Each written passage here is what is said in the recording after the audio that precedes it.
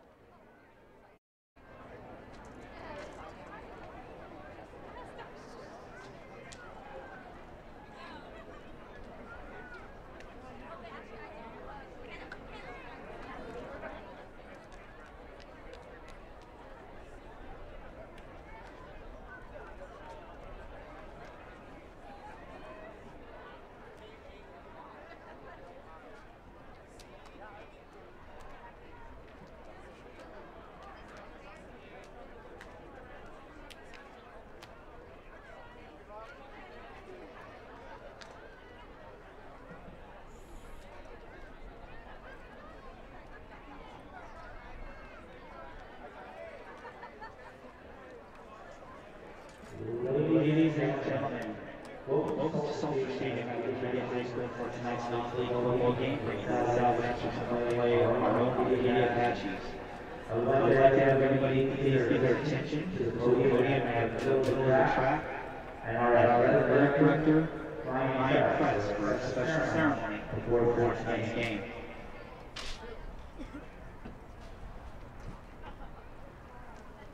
Everybody, I'd like to thank you for coming out tonight to our home opener versus LaSalle. We're looking forward to a great season for our Apaches. We'd like to take a moment this evening to honor very two special Apaches. They played here, JD and Brian Ziska. They were obviously the greatest. Their family is the greatest. They've had a tragic history, recently passed away, and we want to give a few moments to that tonight. I'd like to bring up Coach John DiMolante to say a few words.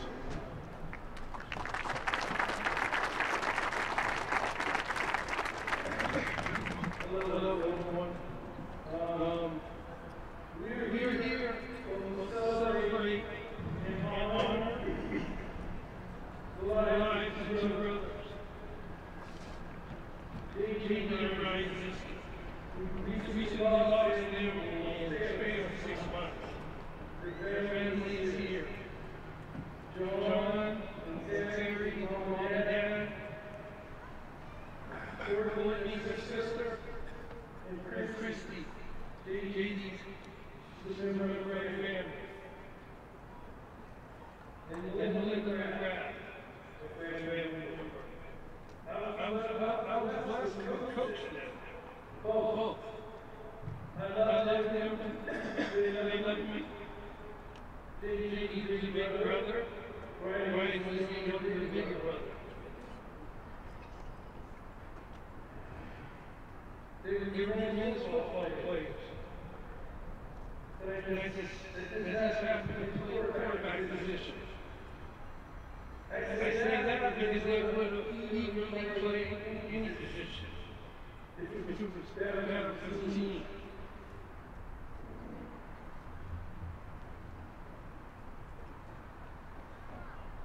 They both led their teams to league championships.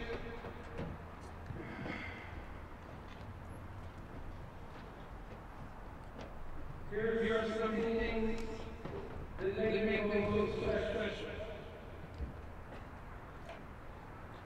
They place their teams above themselves. Their leadership is true. They led by example. Accountability. Coaching. Only held them something once. They always perform their best when they matter the most. And their work has second to none. I really believe that they're here with us tonight. Probably playing catch while anticipating the start of this game. This is a big game. This is a season opener versus a quality opponent as the Salle. We are in Arcadia. We are in Salty Stadium. It's Friday night. The lights seem to be on. The band is ready. Cheerleaders are fired up. Student bodies here. Family, fans, community. Big crowd. JD and Brian thrive in this environment. And I used to remember I first had 17 years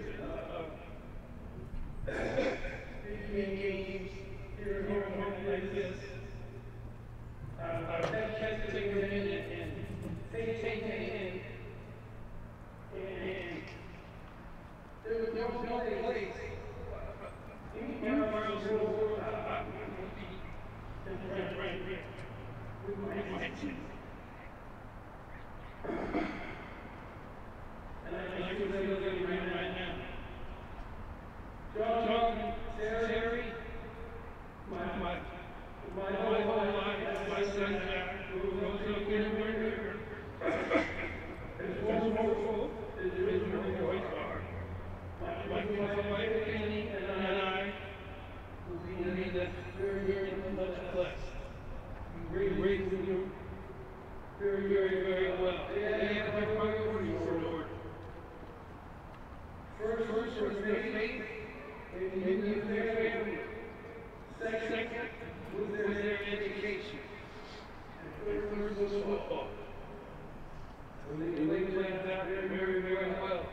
She played college, graduated,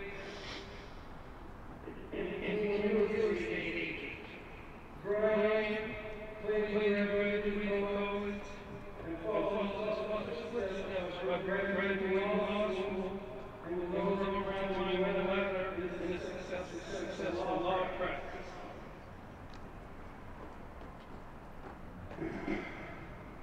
We were all facing team. We were all Apaches. Raise your hand if you want great teammates.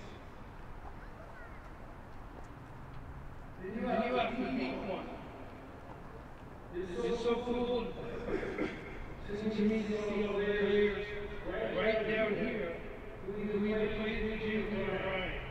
I have no doubt that they would agree with me that JD and Brian are the greatest teammates that they could have ever wished for. I think the boys tell us have fun. Don't take yourself too seriously. Lead by example. Support one another. Play hard. And always exemplify good sportsmanship. Always. We all, as a team, we all talk for so much more. Nobody cares to get who is that right now.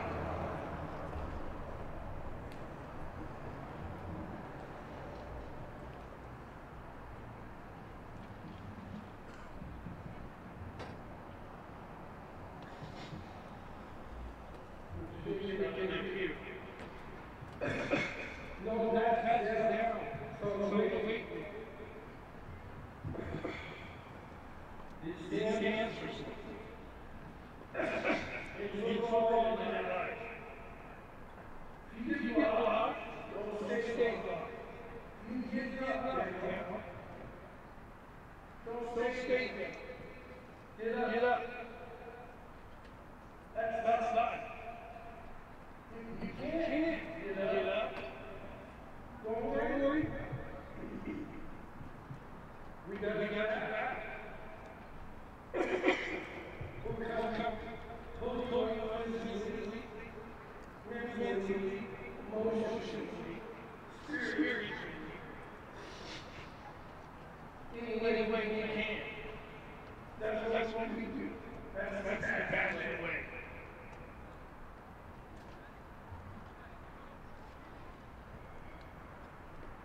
John Terry, Courtney, Belinda, Christine. We are all praying and sending positive messages with all of our love. I'm just praying somehow in this reading hold on or hold on because we love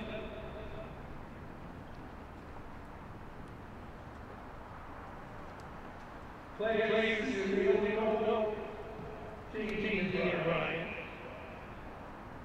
but they're going to be with you tonight, and they're going to be with you every game of the season.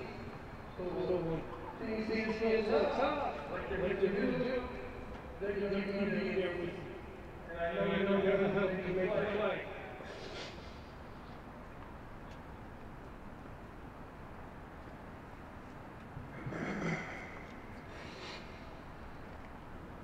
From anything, our superintendent, Dr. Nostal, inspired, imagine. I want to thank you for Dr. Principal, Brian Press, and Coach Paulie. And all the Salle side over there, so a lot of thank you. Thank you for allowing this to happen. I wish I would have done better, but thank you for your attention. And in honor of our illustrious band, is going to play the alma mater for in honor of Eugene and Brian. And nothing but all that right. The national anthem, and really the first party started. Hopefully we can engage with you here. Thank you.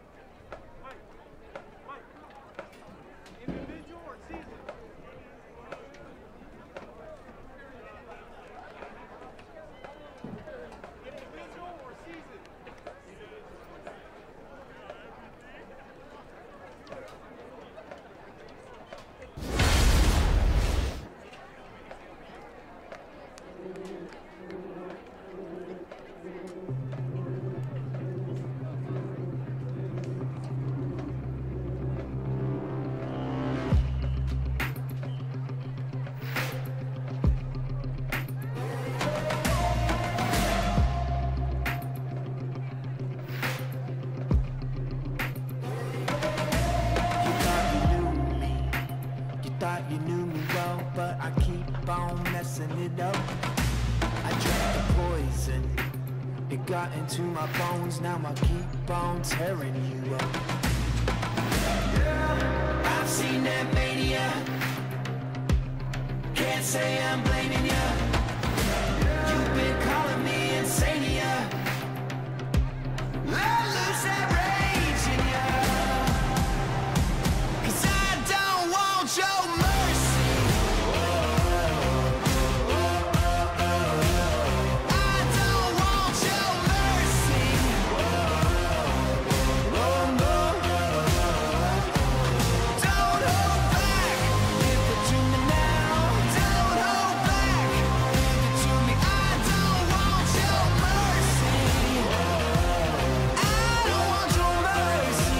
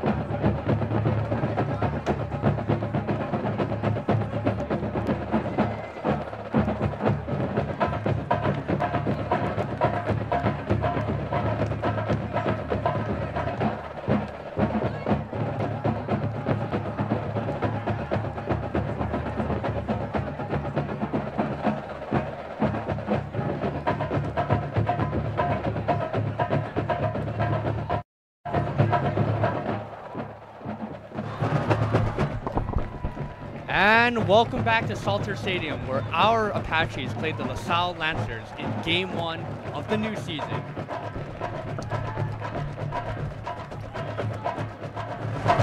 LaSalle running off as well to their respective sides. And here we go. The new season starts now. And during this new season, we're going to be playing in Division 8, a big step up from Division 11 last year. We ended up moving up a couple divisions because of the new transfers we got. And Bradford, you want to talk a little bit about that? Yeah, definitely. We got a few transfers from Cathedral and some new players. And one person I'd like to talk about right now is number 3, Jabari Kindle. That's a name that I'm sure we're going to be mentioning throughout the season. He was a player that actually played against us in Cathedral last year and just balled out. And we were able to land him in a transfer deal along with number 13, Ahmed Lipscomb. But the thing about Jabari is he ended up attending an Adidas 7-on-7 camp over the summer. And he ended up, we will be mentioning more about that as the game progresses. But for now, we're going to be doing some of the player cards very shortly.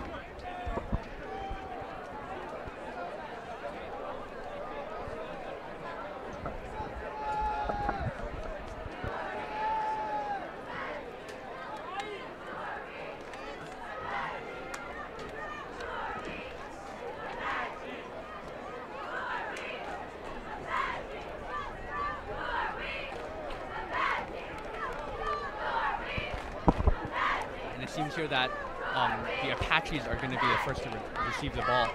So if you didn't know this already, the Apaches are not going to go out with a quarterback in their first offensive play in order to honor JD and Brian Ziska. And number 3, Damon Curl, is ready to boot it away. He is going to be kicking it back to number 2, DeMarco Moore. He's another transfer from Cathedral, but he ended up sitting out last year. And Roski takes it upfield, runs into his own teammate, spins around, goes to the 30, and cuts back inside. Going to be down around the 48. Good run, no? Yeah, I mean, this is something that we saw last year from Linus Whitener. Notably, he's our best punt returner, and we see right here he's only gotten better as he's gotten 48 yards in his first kickoff return, which is a really good sign. This is going to be Rolanda's heading into kind of his MVP season. He still, I don't think, has any offers, has just which is completely incredible considering how he was the CIF Offensive Player of the Year last year, and here we are with no quarterback honoring them.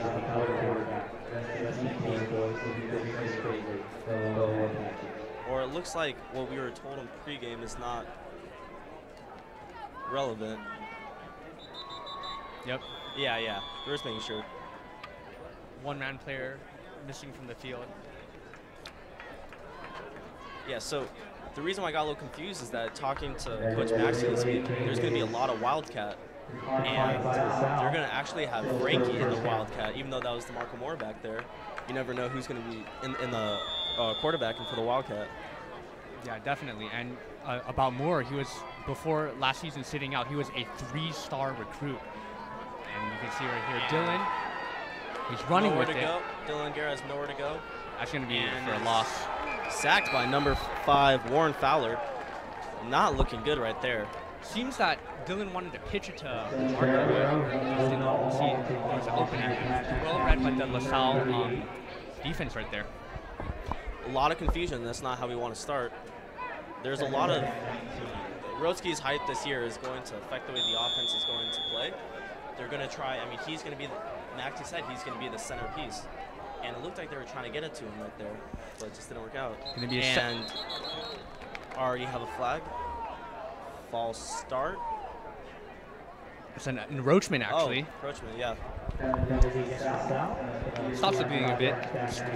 Turns it from a 2nd and 20 to a 2nd and 15 for the Apaches. Makes it a bit more manageable.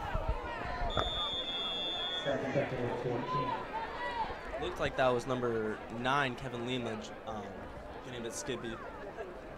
It's going to be a run to Moore. Run to Moore, gets back a little bit past the line of scrimmage to the 50, and now we're going to have about a 3rd and 6, third and 8.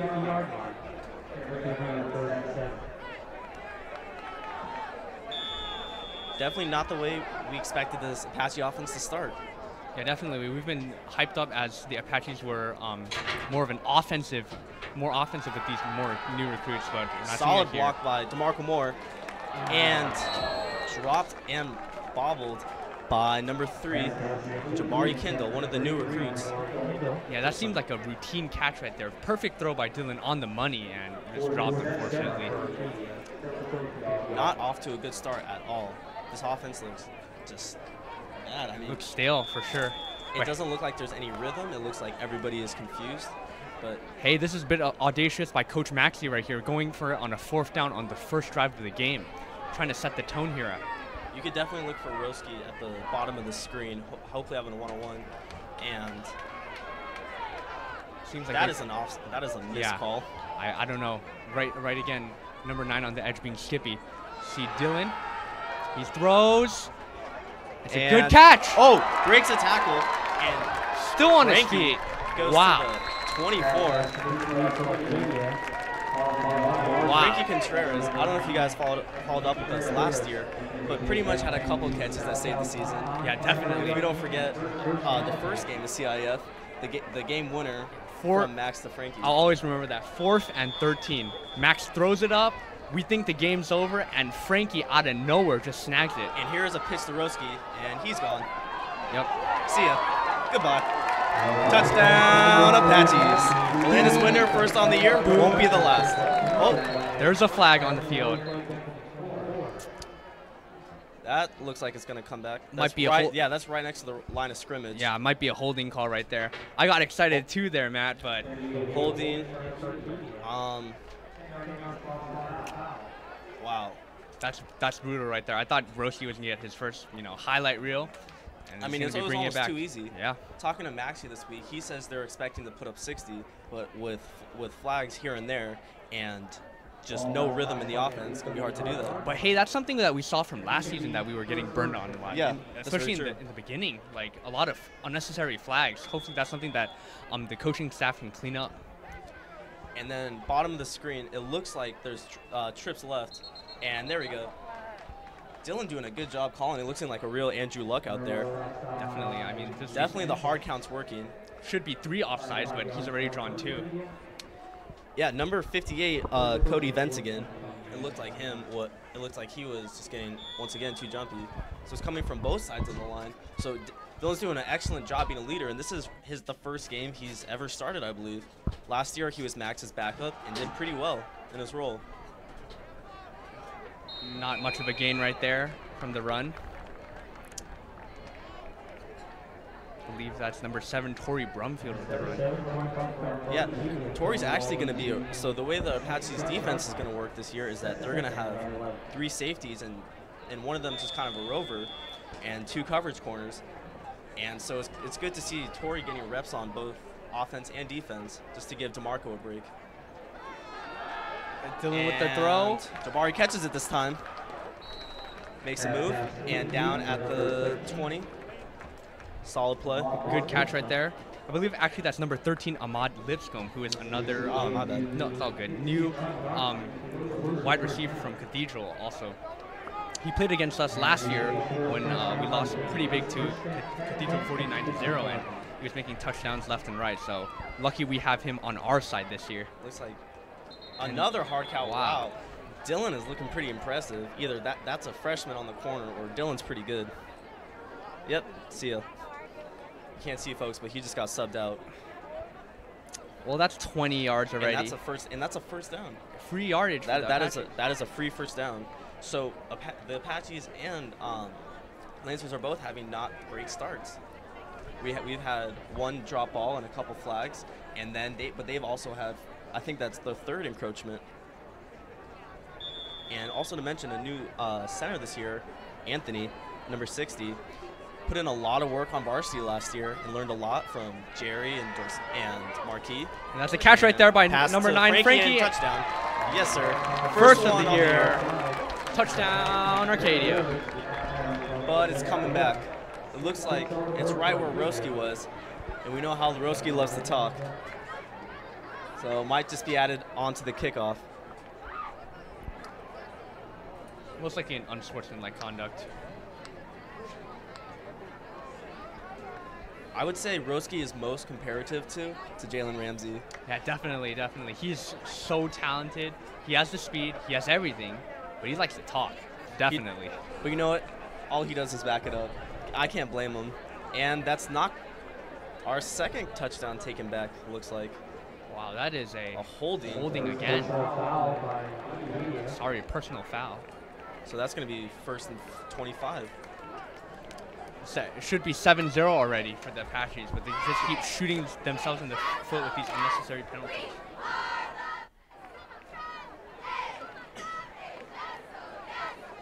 And this ball is going back all the way to the 30. Wow. So 1st and 20. I mean, it's both teams are just taking turns making mistakes. Yeah, whether it be offsides or these personal fouls, I mean, nobody just they just want to stay on the field, I guess. Safety help on the left side on the Lancers, number 8.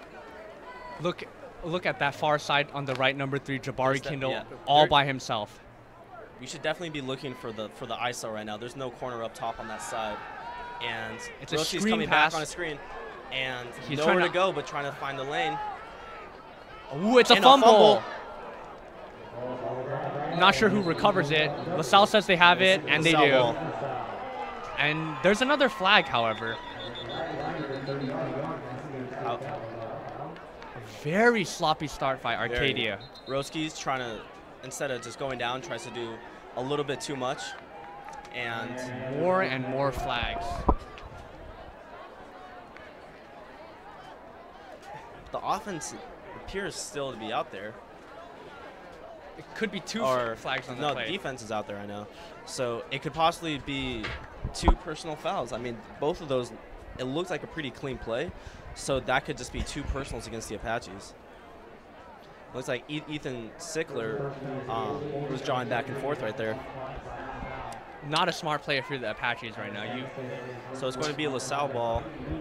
2 instances where you could have, scored 7-0 for your first game of the season, settling well, but instead you give the ball to LaSalle, who's made a huge defensive stop right there, and their offense looks to back it up. And see number 3, Aiden McCafferty, in the shotgun right now. interesting story here that LaSalle has lost 2 of their quarterbacks that they used against us last year. One, Chris Wilson, who is on the field right now in our suit, and their other quarterback was CJ Montez, who has transferred to Long Beach Poly. And CJ is going to be one hell of a player in the future. Definitely. He was supposed to be at Arcadia this year. He went to Arcadia for a semester and then transferred out. And number 6 takes all the way, and wow, takes a heavy hit from number 7, Tori Brumfield. That's what Tori does. He may not be the biggest, but he compensates it with his hits, as you can see right there. Well, I mean, because he's so small, he's already very low to the ground, so it's easy for him to get leverage. And on about 2nd and 2, number 4, Steven Lozano is actually behind the gun, and he's looking to get something started. And he's taking it up the sideline and will be met by number 55, Michelangelo Loretto, captain of one of the captains on this Apaches team. Yep, and I remember that he played a huge part towards the latter part of the season last year for our defensive line, and he was just one of those more dependable players that you could see stepping up at the big moments. And you could just see how much of better shape this Apaches line is in. Talking to Frankie this week, he said they might not be as big as they were last year, but there's more depth, and they're definitely a lot faster.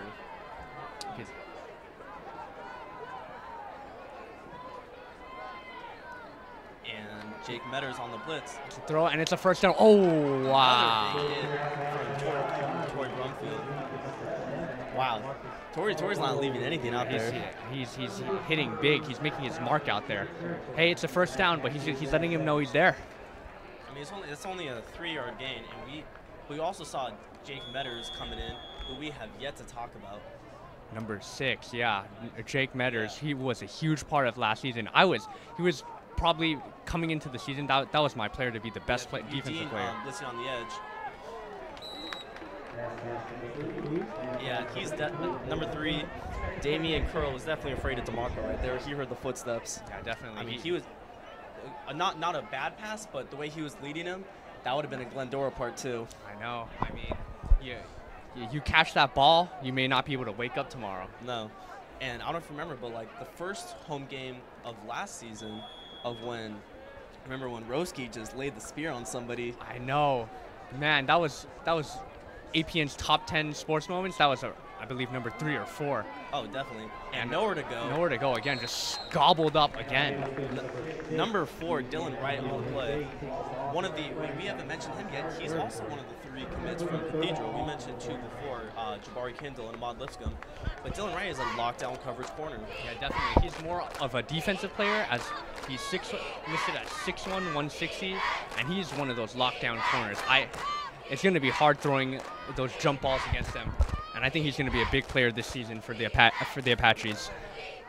And I feel like these Apaches corners are much better in one-on-one situations than last year's. Ooh, that is close. I believe that could be a first down. Number 7, Marcus Prowl on the catch.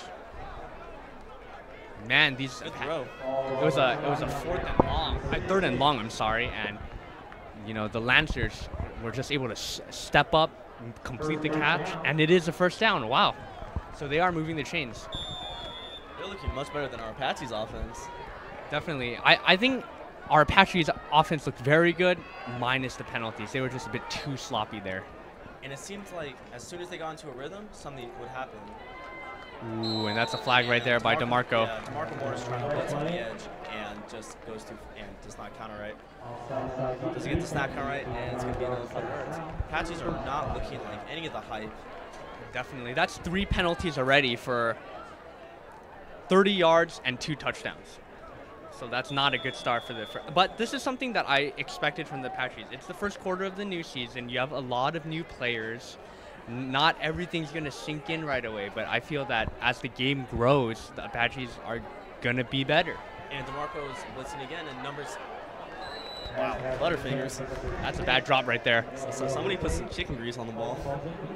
Also, I mean, you could tell that these LaSalle guys were scared of the Apaches. They're running as soon as it comes to anything where a ball is leading them and they have the opportunity to get kind of laid out, they're getting scared. And that's because of our personnel. These new Cathedral guys, you know, DeMarco Moore, I would not want to him to lay even a finger on me. Yeah. You know, Dylan Wright, these guys all hit hard. Even Torrey Brumfield. Yeah, even Torrey's getting in on the mix. 2nd and 5. He's running, And rolling left this time. He's, And I don't know what. That's a combo by DeMarco Moore and UD. He gives the shush. And wow, I believe that's not the last time we will see that this game. No, or the season. But I mean, on the screen, he doesn't look that intimidating. But as soon as you get really up close and personal with DeMarco, he's a big guy. Yeah, definitely. And you can see, although he is big, he's 6 foot, about 180. You see that burst right away, and he just zoom past defenders. He's a scary guy. I mean, if he didn't have to sit out last season due to some unfortunate events, he could easily be like a 3-star recruit. He could have the same hype as Jabari. You could see that talent too. Oh, and that's And a small little screen underneath, taken down by Jake. Jake's not going to miss that tackle. I mean, that's just a bad idea. a screen on a 4th and long. I mean, he really owns the middle of the field. And now we get to see. I believe this may be. Are they going for it? No, this may be a punt. Look, number. Can't see the number so far. Number 3, Damian Curl is about to punt away to our favorite, Roski. Let's see what he can do. He's smart. He would punt it directly out of bounds. But let's see how smart he is. Let's see if they have the scouting Good report snap. on him. Oh, I don't think that's away from him, man. I don't think that's away from him. That could go 7. I don't think that's away from On the him. 7-yard line. He's Uh-oh. gonna beat him. Yep, see ya. Goodbye. And hopefully Good night. there are no penalties. Rolandis Whitner, former last year CIF Offensive Player of the Year, has his first touchdown. And it's coming back. More flags. Wow. Wow. That should have been 2 touchdowns for Rolandis already. Wow, come on. 1 back at the 25, 1 back at the LaSalle 48. Come on, boys. You got to be a little bit more disciplined than that. Wow. That's disappointing. We can assume this is coming back. Illegal block on the back on the Apaches. 2 of them. Oh. And here's the thing. I mean, these explosive plays are just being erased out of nowhere for no reason. And we don't. And one thing the fans don't realize is how hot it is right now. These guys are getting. I mean, look, that's almost running the length of the field. That was going to be a 94-yard touchdown. Yeah, pretty much. Just completely erased. In high, look at it like this. Rolandis at this point should have 120 yards in all-purpose Easy. yards, and he has pretty much 0, all wiped away because of penalties. Yeah, and 1 fumble. So Yeah. anybody who gets to anybody who's going to look at his stats right now is like, wow, the Apaches are not doing good, but they don't see just the little mistakes that we've been making that leads up to like big things such as a fumble. But hey, this is if there's one game to do it, it's this game. The first game. Yeah. And we can tell that LaSalle is definitely nowhere near the level of a Cathedral or a Hart.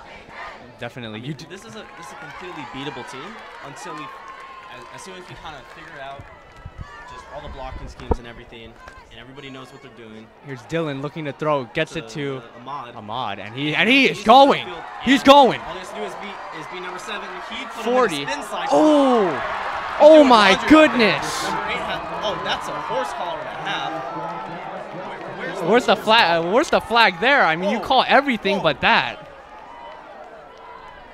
Well, looks like the ref had a blindfold on during that play. Yeah, definitely. Wow. You call everything but that. That's a shocker. But You- I don't know. But Ahmad, let's talk about that run by Ahmad right there, number 13. I mean, you see him go inside out, just absolutely skin that Lancer. I mean, that is completely blatant. But what a play by Ahmad. That is something that we And did now not see last and season. Now we get to see DeMarco just run it down their throats. You could definitely expect something up the middle right now. And slips. And Fumble. Hopefully he was down before he fumbled it. But it looks like it's going to be LaSalle ball. unless they say he fell down before, it's going to be LaSalle football. Too early to tell. Seems like the referees will give it to us. Yes. Yeah. I mean, called the play right, and he just slipped. Banana on the field. Yep. But instead of LaSalle possession, we get second and short. Let's see if Arcadia can capitalize. And they're going to. And that's picked off. That's picked off right there by Dylan. Dylan. Cut it off. Good hustle play by him. And he does. And 2 turnovers on the day for LaSalle. Wow, that's sloppy play by the Apaches right there. The worst part is that I saw Dylan rolling, and I saw number 7. He's not listed on the Max Preps roster, but I saw him coming up on it, and just a snag bird. I mean, yeah, I saw him. He looked at the eyes of Dylan. He already knew where he was throwing, and he just picked that off like nothing. But hey, Dylan's first start. He's a junior. We got to give him some slack here. Yeah, with all the unfortunate things that's happened already. But once again, it's 4 minutes left in the first quarter, and our Apaches still have not scored. And this is an offense that should be putting up 50 to 60 points per game. Yeah, and if you can see in the sidelines here, players are already banging their helmets, yelling at one another. I mean, I think it's just better if we just keep an even kill.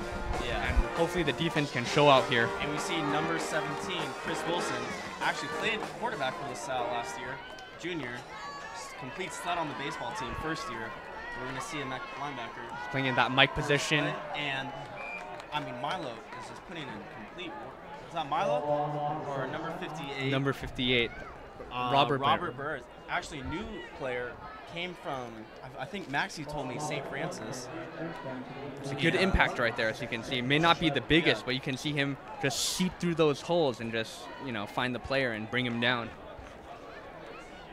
Yeah, Milo was also there on the tackle, it looked like. And that's going to be second and about 11 for LaSalle. Look for them to throw here. Yeah. And he's rolling. Scrolling. Looks like the same play we got picked up on. Decides to run. Yeah. Goodbye. Get that out of my house. Number 21, Udine Corletto. Just got brought up this year. And Maxie was raving about him.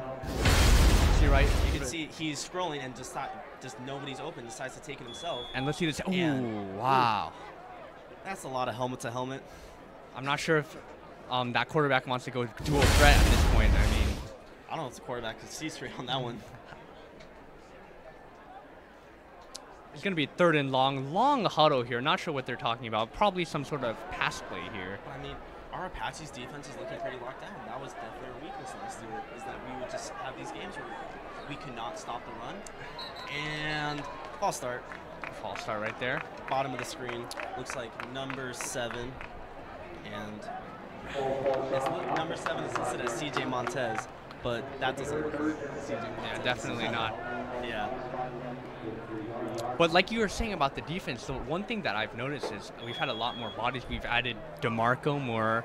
We've added, number 4, Dylan Wright. And then Udine and Robert Barrera. It's a lot of rotational stuff, and I think it's just really good.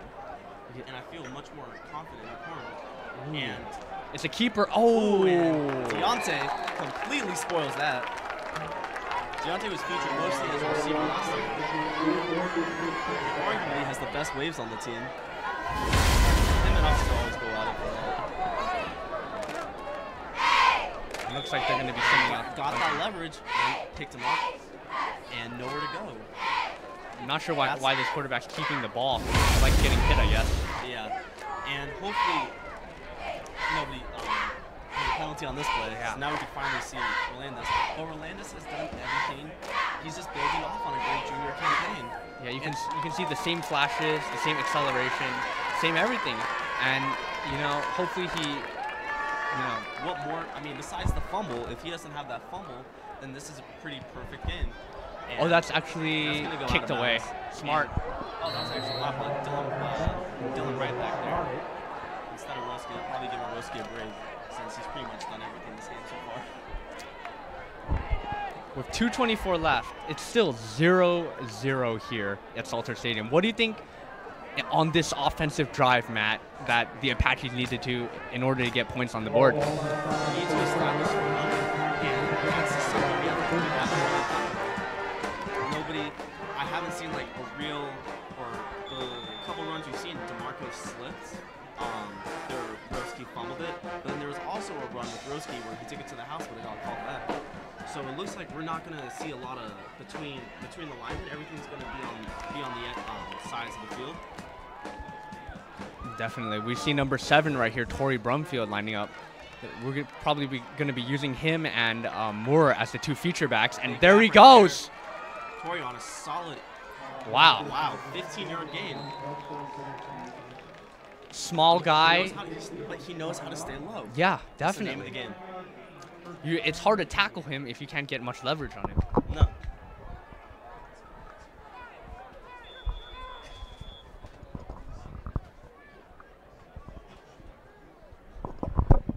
So we have 2 receivers. Oh, and that's another. Wow. I think that's 58. offside number 4. Yeah. For LaSalle. 58, Cody Vance again. Well, it makes our job a little bit easier as we keep marching down the field. If I'm Coach Maxey, though, I keep running the ball, like you said, establishing the run game. Oh, And wow. I tell you what, Matt, it's been a nasty first quarter. It's not been pretty. Not sure. Oh, needs to get subbed out. That was, I don't know. I don't think he was getting out of the game, and apparently the ref had to force him out. Let's hope his replacement, number 60, is going to do much better. And there's run. There's Oh, that's That's the another. third time. Oh, but I'm not. It looks like we got on that.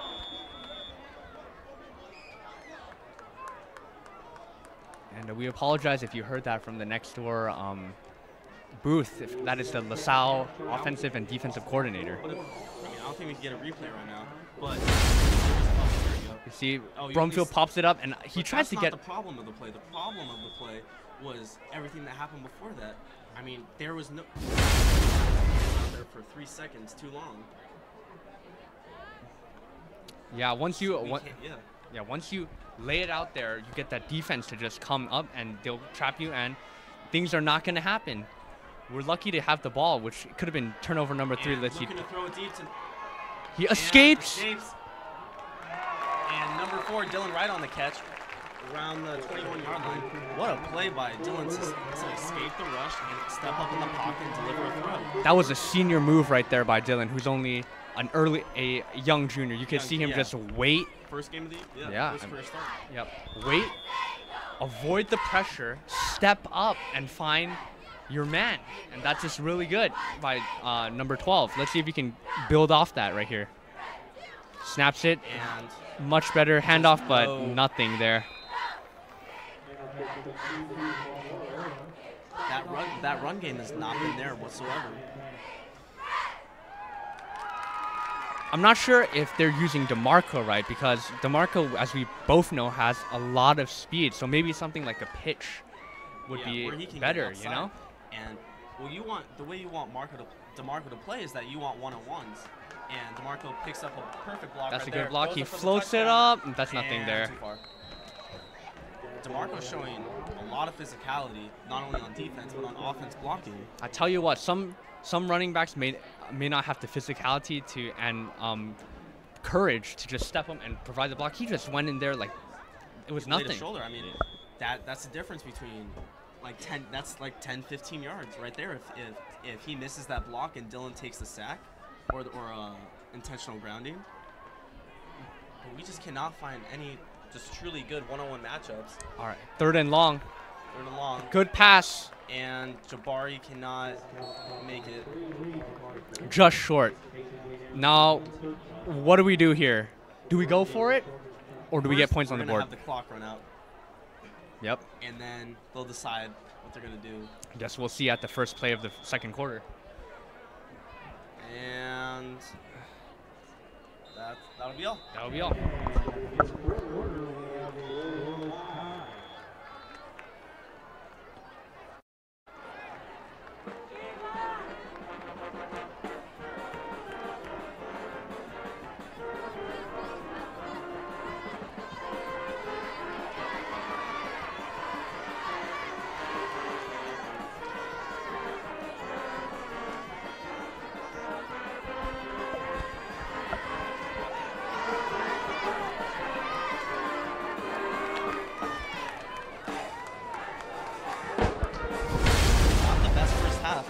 definitely not. As we saw, the score is still 0-0, but definitely could have been 14-0. We saw Orlando Sweitner 2 big touchdown plays, a 30-yard run and a 94-yard kick return, just erased because of poor penalties. I mean, these are penalties not even that you easily can be avoided, and I'm not sure. The run is not established, and everything's just been sloppy. What do you think?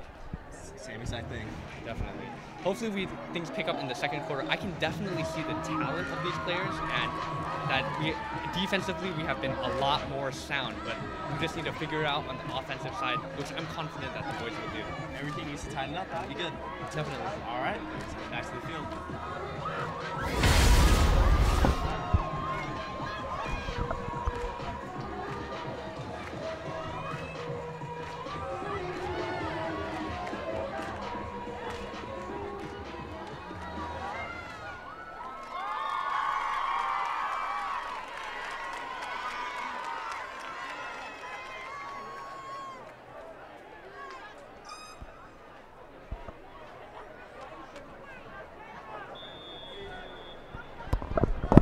On a 4th and 3, are we going to see DeMarco run it up the middle, or are we going to see Dylan pass it?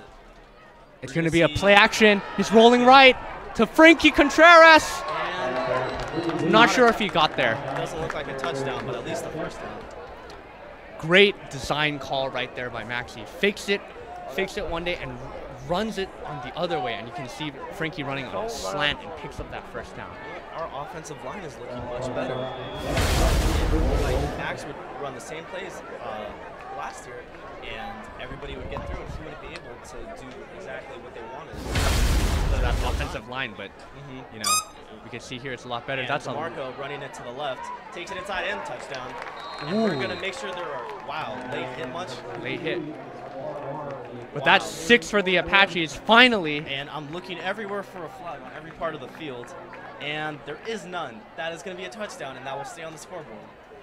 That is going to be a touchdown. Yeah, so we've had 3-4 touchdowns. Could have been 21-0, but instead it's 6-0. And it's too bad because I mean Broski has had 2 touchdowns called back. Yeah, he had the run. The run and the kick return, about 120 yards of race, and it seems that. More than the kick return was 97 yards. It seems like we're going for 2. And they do go for it, get it. It's going to be 8-0. Yeah, back to number 2, DeMarco. Yeah, he's wide open again. I mean, these one thing about DeMarco that is very underrated, and why he was probably a 3-star in his end of his sophomore year, is his route running. I mean, he's very deceptive. Get into this open space. You can see Dylan. No problem. He's just wide open right now. You'd expect Dylan to be a senior. I mean, yeah, we don't have, 1 interception. But Dylan, I think he's only missed 1 or 2 passes. I know he missed Frankie in the end zone, and there was a drop by Jabari. But besides that, I don't think he's missed many. Probably 1 or 2 other passes I can't remember. I'm sure you're right about that. I mean, Dylan, one thing that separates him versus Max is his accuracy. I mean, that's those short and medium passes, you can almost guarantee that Dylan's going to get that on the money, and he's just going to keep improving as the season progresses. The only problem with the only difference between them is that Max has had a lot more leadership, and that's just something Dylan will grow into. Definitely. It's that kind of that family bond that Max created with all the teammates. And talking to some of the guys last year, all of them were saying that Max was really their number 1. Is that it seemed like no matter how much any of the receivers would get mad at him, how much anybody would get mad at him, all the critics, that he would stay to himself and just keep on going at it. And that's a lot to be said for an athlete. We'll see if Dylan gets there. I'm sure he will. And something interesting, number 9, Frankie Contreras, the kicker. Maybe that's why they went for 2. I'm not sure about the kicking. And it looks like, I thought Axel was about to onside it right there. Always got to have the laces up. And Frankie's ready to boot it away. There's no kicker. Randy and Fernando both graduated. And it's going to go to about the 15 turn and has a lane outside and gets completely flipped upside down. But hey, that's something kind of worrying though if you don't have a kicker. I mean, there's no kicker. Oh, actually, we do have a transfer Christian Reyes from LaSalle, actually, he will be the kicker after this game. He has to sit out a game due to the transfer rule. But just kind of got upended by it. Yeah, we can see that replay. Yeah. He's doing everything. Kicks the ball, runs 20 yards, and just sweeps a dude. I mean, what a savage. But I mean, that's another plus about having a kicker that's another position is because just more athletic. Yeah, you have an extra defender on the field. An extra defender on the field. That's definitely something Randy or Fernando probably cannot do. We have a timeout by LaSalle. Probably. That's a little strange having a timeout after a kick, right? You know what? If we think we're doing bad, I can imagine the coach over there to the side in the next room. We've heard a couple four-letter words. Yeah, we've heard four-letter words. We've heard a few banging. Yeah. You know, it's not good. I mean, like LaSalle, up that first quarter, they have had so many chances to get at least a small lead and just build momentum off the turnovers, but they failed. And here we are, 8-0 Arcadia. And if they don't get a score here, I think Arcadia's momentum will just continue to build. The way I see this turning out is that LaSalle started off feeling okay heading into this, had a couple opportunities, didn't execute it, and now I'm going to call a turnover on this drive. Yeah, definitely. I don't like this LaSalle offense is not efficient. And they're also scared of the Arcadia defense. There's been 2 plays so far where players have had the opportunity to go and get a ball and kind of redact from that. They're scared heading into it, and they'd rather have an incomplete play, incomplete pass. It's going to be a throw, and it's dropped right away. And again, that's another catchable ball, but I'm not sure if he wanted to deal with the consequences of catching that. So he let that one slip through his hands, I guess.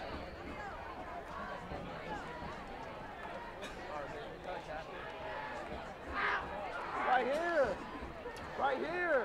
And our Apaches still have 4 men up front. Looks like Pops is in there right now, along with the sophomore, number 54, Maxwell Girl. It's going to be a run, and the keeper. The option, and goes nowhere. Torrey Brumfield coming up. That rover position, his whole job is to see everything and kind of react to it. So he has so much more ground to cover than other athletes. Definitely. Other players. It's a lot on instinct. It is all instinct. Yeah, but he's been doing it very well. We've seen already 2 big hits, and as you saw right there, had a lot of ground to cover for a quarterback that's very fast, actually, and he was able to just sweep it for no gain. Because I was worried about when Maxie was telling me that they're only going to have 2 linebackers. It's almost like, what about the run? But they're stopping it. Torrey is definitely the most underrated player on this defense, and it looks like that's going to be a false start. Yep. False start on number 5. Saw Deontay Bevel talking to the receiver. Yeah. These guys love to get cocky, and they know that they can back it up. Hey, yeah. I mean, if you talk, you got to back it up, and if you do, I have no problem with that. You know. There really has been no offensive game from LaSalle. We've seen there was a 3rd and long pass completed. That was just a one-on-one matchup, or a one-on-one matchup. The receiver took a corner route against DeMarco, won that one. But it's going to be 3 out of 10, really, with these ISO matchups of them getting open. 3rd and long. Let's see what they do. The quarterback ready to throw it to the middle of the field. Almost caught. Looked like Chris Wilson right there. See that long arm right there, trying to stop it right there, and he successfully does. Chris's height isn't listed on Max Preps, but like 6'3", 6'4" at least. Definitely. And you can see right there, he just jumps up, and that ball, even though it was a high one, was able to stop it. The most important thing is putting in on it. You've seen this replay right here. He's looking towards the middle of the field, and that's just insane. Huge wingspan right there. That's Shaq. That's like Shaq in the middle of the field. That's like Julius Randle in the middle of the field. Maybe even a mini Giannis, some may say. Larry Bird. One more for the skin color. So we have a 4th and 16 here. LaSalle punting. Let's see if they... And this might get blocked. Whoa. Wow. Wow. Souvenir.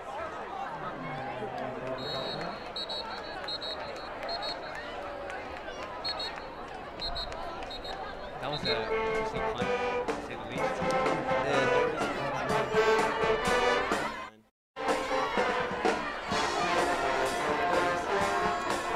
Didn't see anything on that play. Illegal formation.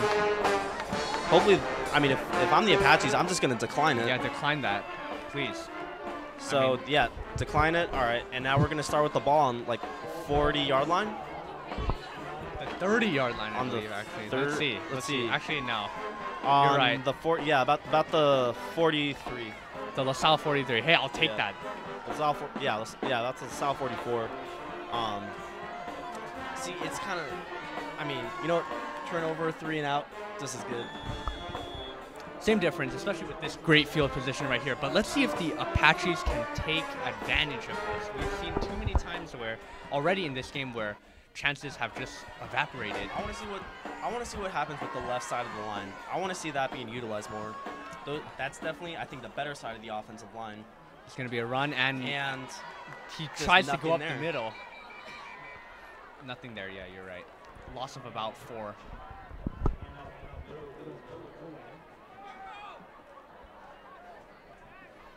Well, everything I just said got completely backfired. There was just no room right there. Definitely, I believe just the run today just hasn't been good. You can tell that the Apaches are not kind of just a normal kind of like Alabama offense type thing where they're gonna run the ball down your throat. But then there's too much speed to not utilize it on the edges. Definitely. And Dylan's arm is just too strong. DeMarco Here's takes the pitch, looks to reverse field. Dylan's gonna He's going have the a big other side block, with a block. and Wow. two man to Oh, he two men squeezes beat, through. and that's gonna be a touchdown. Wow. See ya. Talk And about after- a highlight reel right there. Yeah, after taking a year off, it looks like he missed no time whatsoever. Definitely. You could see that 3-star talent right away right there. He sees there is 0 room. And the on- Fortnite dance. Yeah, that Fortnite dance.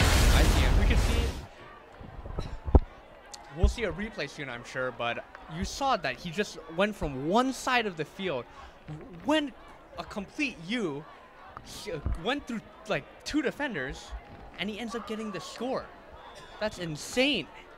He knows how. See, one thing that he and Roski does that a lot too, is they know how to reverse field. And then we have the 2-point conversion. Might be a run with Tori. It's gonna be another Tori throw. picks up the block. Guerra looks for, and intercepted. But That's not going to count. well, good thing we got the first one. Now it's 14-0. But Roski and DeMarco know how to switch fields. But let's just talk about how. You know what? That was not a clean handshake. I think that was not a clean touchdown celebration. Yeah. I mean, definitely got to work on that more because they're going to be. DeMarco's going to be in there a lot. There's going to be a lot of chances for them to work on it. Let's be real here. DeMarco has 2. I thought there was no coordination. The timing was off, and I thought like the Fortnite part was just too short, and it looked forced. I'm not sure. Would you give that out of 10? Maybe a 7, a 6? A 3. A 3. Wow. But I'm pretty sure DeMarco's going to have a second chance to redo the touchdown Yeah. celebration, or a third, or a fourth.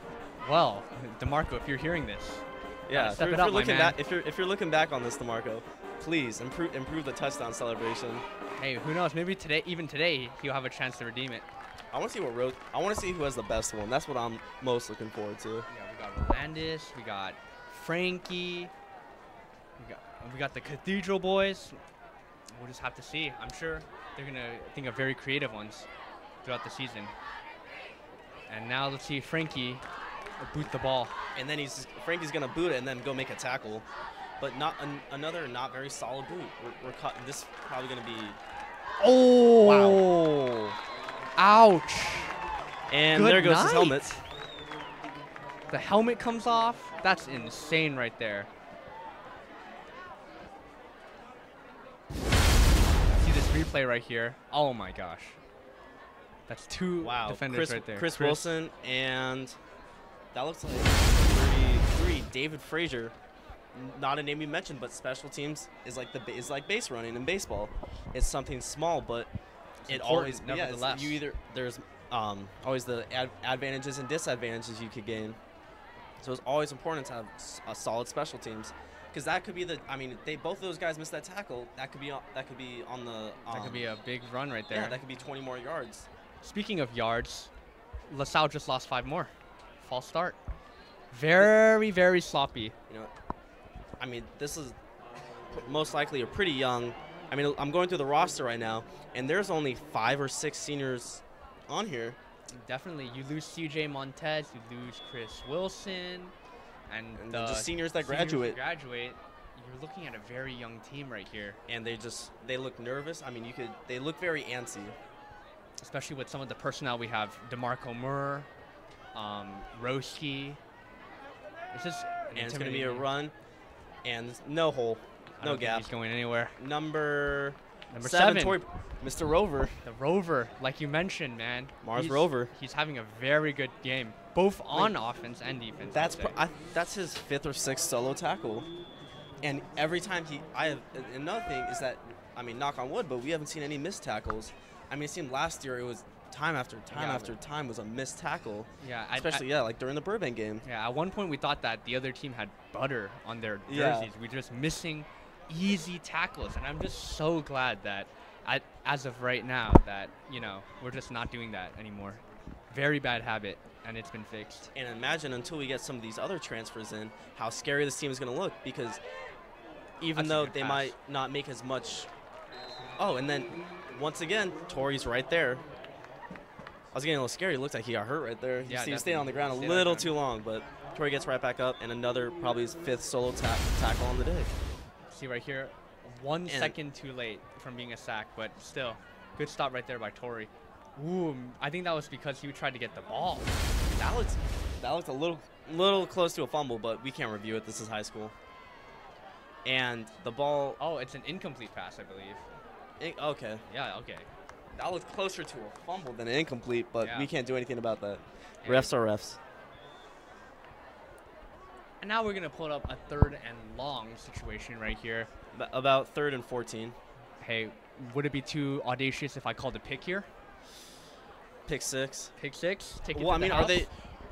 I mean, they might try to be going for the whole first down, but why? I mean, these corners are too locked down. Where, I mean, the ISO, the one-on-ones are not going to be there. I mean, everything's taken Going up, for it? Ooh. and it's stuck to him like glue. Like And you already see DeMarco and yeah, you could see them Dylan. chatting up a little bit, man. But as we've mentioned, they have the right to do that. They can back it up. I'm really liking these lockdown corners. They're looking a lot more tight last year. I remember last year we gave the receivers a lot of room to run, but here they just stick like glue, like you mentioned. Yeah, I mean, these are just better players than last year, or at least so far showing that they're better players. But I mean, they haven't seen any real competition, because this is obviously not a good LaSalle team by any means. This team is just levels below. Levels below. Last year's LaSalle team. It's a punt. It's Going to Rolandis, and Rolandis is definitely going to take this if it stays in bounds. It doesn't stay in bounds. Does not though. stay in bounds. But, I mean, nothing wrong with Rolandis wanting to be aggressive, but if that ball takes a wrong bounce and it kicks off of him, that's just one of the things that we've seen Rolandis do, is kind of get a little too greedy, and it costs him, just like the first fumble. Yeah, he tries to get a couple more yards, and that's a turnover. I remember last season, Rolandis, he would get a ball punted to him, but it would be a little bit weird. It would have a little knuckle on it, and he would try to field it. And he would Afterwards, end up yeah. dropping the ball and either resulting in terrible field position or a turnover. So, It's just really hard to pick up. I mean, especially just the punt after it's already hit the ground. And we see Dylan in the shotgun. And, I mean, once again, looking for Apaches to score. I'm looking at the bottom part of the screen. it's a one-on-one coverage. And It's going to be a run. Finally got a good run here. Oh my goodness. completely whiffed. Devontae Bevel. Wrestled out of bounds, but that's a heck of a gain right there. About Wow. 30 yards. And even with a missed block right there from, looks like number 3, Jabari Kindle. Still got a lot of yards. Yeah, I mean, wow. But you can see this you can replay see- right yeah, you here. can see- He just And he's- outshoots everybody. That was definitely a miss. Jabari missed the block on number 3. Just kind of stood still. But it's like there's just so much more room on the Apache when they're playing offense. When the Apaches have the ball, it just seems like they're able to create so much more space. And they have to live outside the offensive line. You can see the potential here for Arcadia. And Jabari sits Jabari on Kindle it, and oh touchdown. my goodness. He stays in bounds, I believe. Oh, I'm not sure. That actually. was He was pushed out of bounds at the 5, but you could see right there.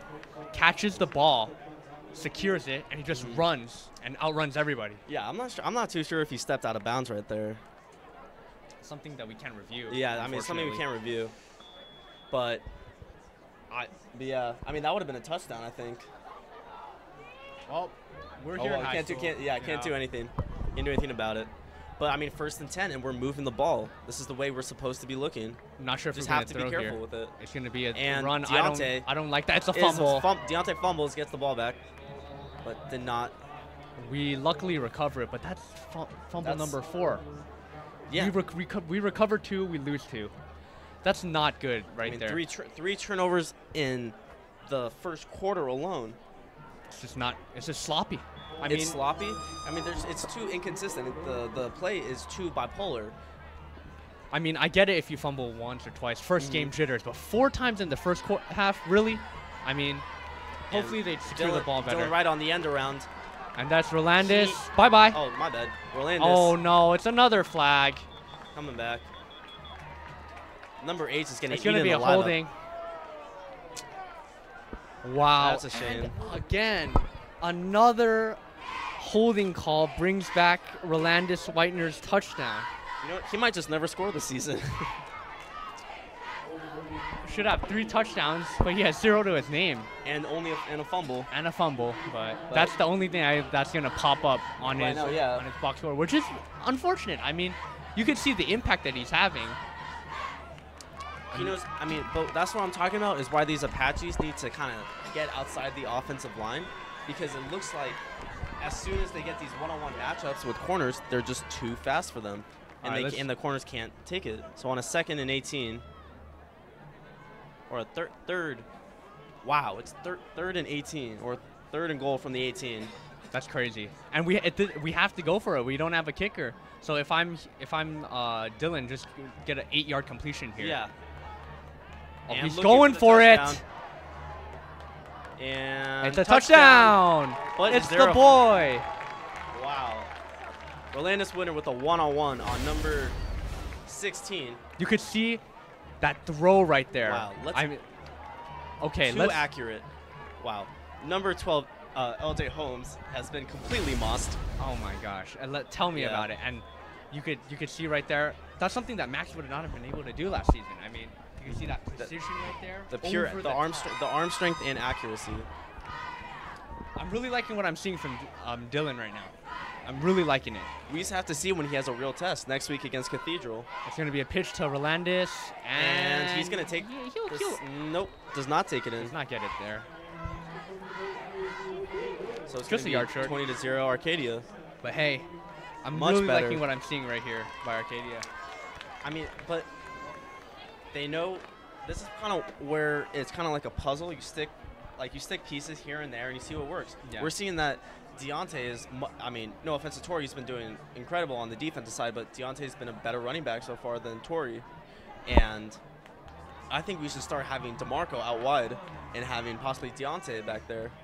Definitely, In the backfield. Here's something that I would like to see, especially try at least once. I want to see a screenplay for DeMarco. That's something that we're not really utilizing him well as that going up that middle running back. So I want to see him on the, like you said, wide. We'll see him. From the scouting report, what I've heard, he has very good hands as well. So. Yeah. I mean, all these guys have incredible hands, and Jabari, I think, even though he's already had one, I think arguably has the best hands on the team. Definitely. Or at least the best route runner. Best route runner. You see that speed Yeah. from that play earlier. And Alright. a much Whoa. better kick. That's a That's kick and a going half. into the. Oh, that is not going into the end Oh, zone. he doesn't pick it up for a second. And hopefully he doesn't get much out of this. He gets it. Heading decent gain to the 20, but What- wow, you got to be. I know you're waiting for it to go into the end zone, but there has to be a sense of urgency right there. The ball stopped for Definitely. at least like 2-3 seconds. Yeah, the returner just placed his hand on it. He's like, do I take a knee? What do I do? And he's like, oh shoot, it's not in the end zone. I gotta go. That's definitely a rookie mistake. Yeah, you can see the inexperience from It's the hesitation there of, oh my, do I pick it up? What do I do? Yeah, you can see the inexperience of that LaSalle team.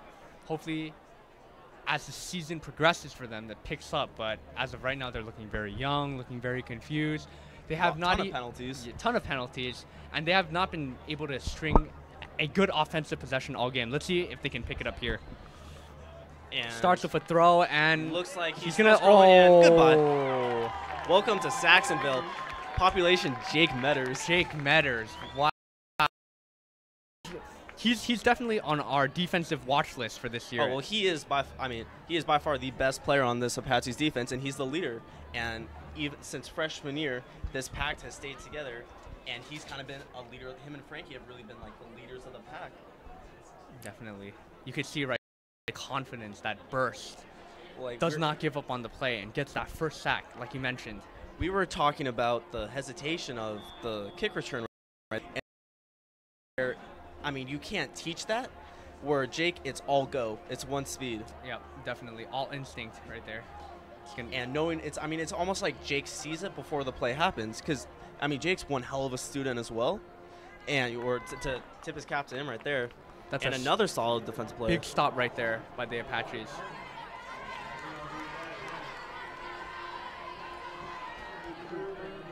Wow. 3rd and 24. I mean, might as well run it so you just don't risk a safety. Definitely. You throw it, probably going to get picked. You know. I mean, anything, yeah. Just run the ball if you're LaSalle. I mean, these cover corners are too fast for the LaSalle receivers. Yeah. I mean, I've been watching number 8 the whole he's not not listed on Max Preps, but I've been watching number 8 the whole time, and he has been getting completely locked up. I mean, wow, that's embarrassing. I mean, he literally Deontay is listed at 5'7", and number 8's like what, at least 5'11", 6 feet, and he is getting locked up on the line, and it shows you the dog in them. Yeah, there's a lot of dog in Deontay. The dog. There's a lot of rawness. Yeah, the dog, the grit. I think they just want it more, frankly, and they're just not scared of the moment right now. They're ready. You know what? They've lived for this. There's been so much talk. When is it going to be Arcadia's year? Every year we've gone to except for 3 years in a row we've gone to the playoffs and just done, or 2 years in a row, excuse me. I've gone to the playoffs and just done nothing. Not a good kick. And Roski's going to return it. Bounce. Roski gets it. Picks it up. He's going. Ooh. Does not go down. Does not go down, but finally does. That's where I'm talking about, how the extra push right there. After that first broken tackle, that ball was out there, and that's very easy to punch. That ball is that's going to lead to a fumble. Yeah, definitely. Don't get us wrong. We love us some Roski returns. All right, those are the most exciting plays of the game, but those are also one of the more risky ones. I mean, you know, we can see it. There's nothing wrong with, like a young Deshaun Jackson right there. Yeah. But after, you can see right here. Yeah. I mean, after this first broken tackle, right here, like the ball is completely wide open. The ball is completely wide open, and all it takes is a quick punch. Mm-hmm. But we're still safe. We're at LaSalle's 40. Let's see what we can do here. 20-0. I kind of want to see a little bit more throwing. Like, I'm really excited about Dylan's arm. Mm-hmm. Yeah. Right there. Jabari, and the second drop from Jabari. You do not know what's happening. I mean, that's pretty unlike him. Yeah, Jabari is 5'9", about 160, 170 pounds. He houses 2 offers, notably from UNLV and Hawaii. He's a D1 prospect, straight up, and he's just dropping balls that he would catch any day. He would catch in his sleep, man. Yeah. I mean, maybe it's just the whole prospect of playing in a new team. Yeah, he's still just getting used to it. Yeah, just getting used to it. But I mean, you could see how good his route running skills are, because he literally just sat there waiting for Dylan to throw it. Dylan, he's going deep. And he's going deep. And he's a man open. That's number 13, Ahmad Lipscomb does not hold on. That was a perfect throw, too. And ouch. I mean, we can hear from the room next to us, we can hear how happy the LaSalle coaches are. Yeah, definitely caught a break there. And with a 3rd and 10, Dylan has to be looking for a first down right now through the air. Well, I was calling for the some throws, and I saw some perfect ones right there. Just 2 drops. Yeah, I mean, that's unfortunate, but Dylan still looks poised. And it's going to look like to be a timeout on... Ooh, it's encroachment again. It's going to be encroachment. I didn't see it. I missed the penalty. Yeah. Wow. Wow. Number 5 for LaSalle. They really like giving us 5 yards, I guess. Mm-hmm. You ever want to learn how to shoot yourself in the foot, LaSalle can teach you.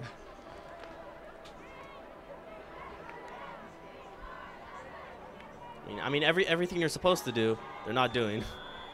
I mean, the key 3rd and 10 where you have to get that stop and you have to force something to get a little bit of momentum heading to the half, they're not doing. Yeah. And now this is going to be hopefully an easy. Oh, and Jabari is open. And we see right there Jabari goodbye. shoulders him off. Little stutter. Damn. I think he is a little bit short, but He's short by. Looks like he was on the 4, yeah. but We see here he makes the harder catch. he does. I mean, know? but it's probably just the same thing to him. I mean, what I'm talking about. Hopefully, we get a replay right now. What I'm talking about is the speed and the separation. Yeah, you see right here, mean- he shoulders off the guy, Yeah. and you see a little stutter move right strength. here, gets in and gets that extra yard from it.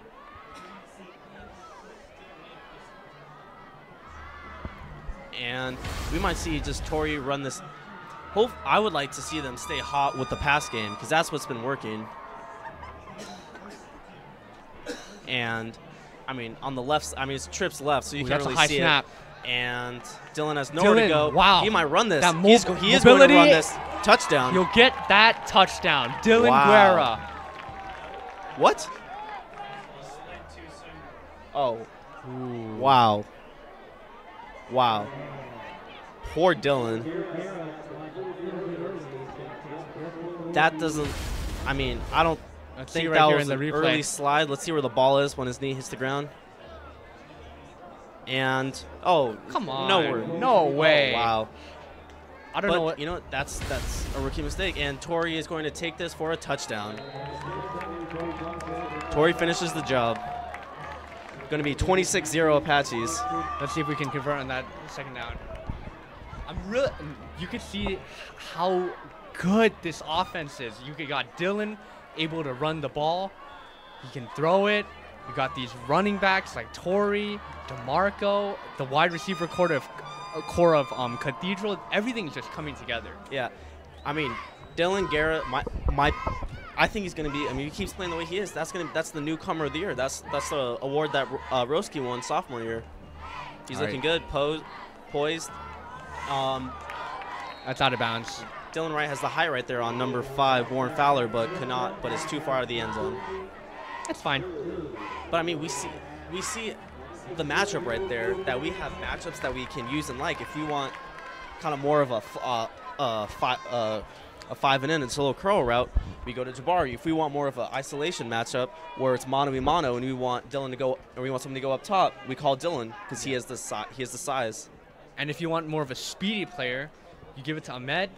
If you want to just dump it off for a pitch, give it to DeMarco. We have so many options that this coaching staff is blessed with.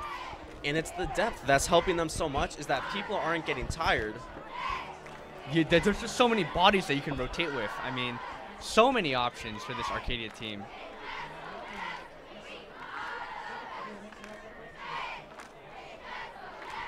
And Frankie ready to boot it away. Oh, that's and another. actually a solid kick. That's a nice kick right there to the 10. Number 3 And going no- to the right lane, and he's brought down. Solid 25-yard line. I mean, if you get him at least, especially in high school, 30 and below, 30 and back, perfect. That's definitely ideal. And you're doing this without a kicker.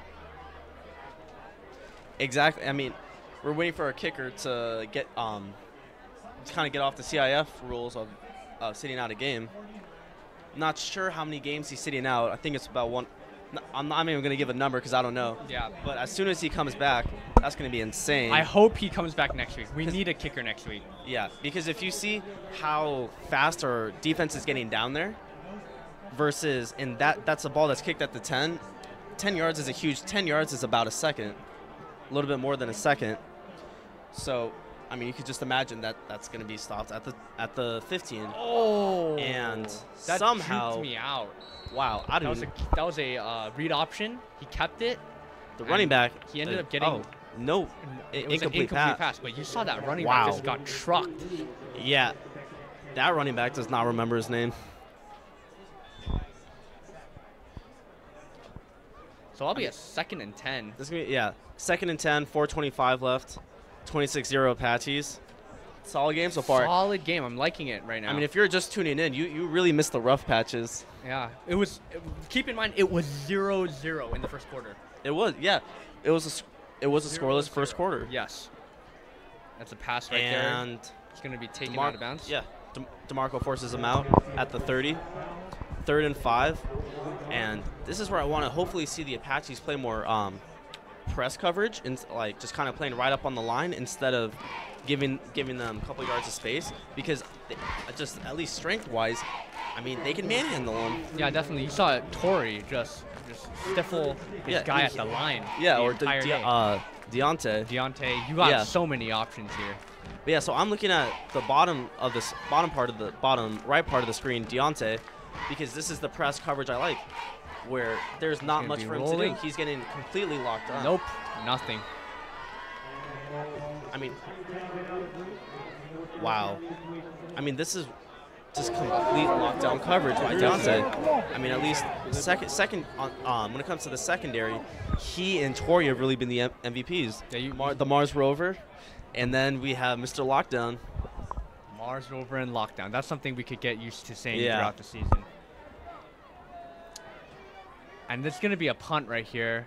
I mean, yeah, you know, he's making his own little Bevel Island. What was it last year? Canada Yeah, Island? it was the Candler Island. Yeah. It's not now been Bevel replaced with the Island. I'm kind of liking the Bevel Island a little bit more. Yeah, that sounds. But it has a better ring. Better ring to it, you know. Definitely. And we have our favorite Roski. Ooh, Returning that's it. a high snap. Bad. Don't even. Wow. By the grace of God, he gets that punt off.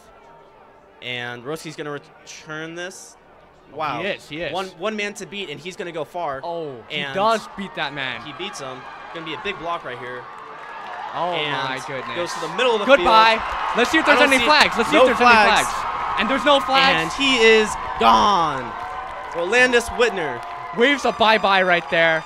Wow. And you can put it on the board.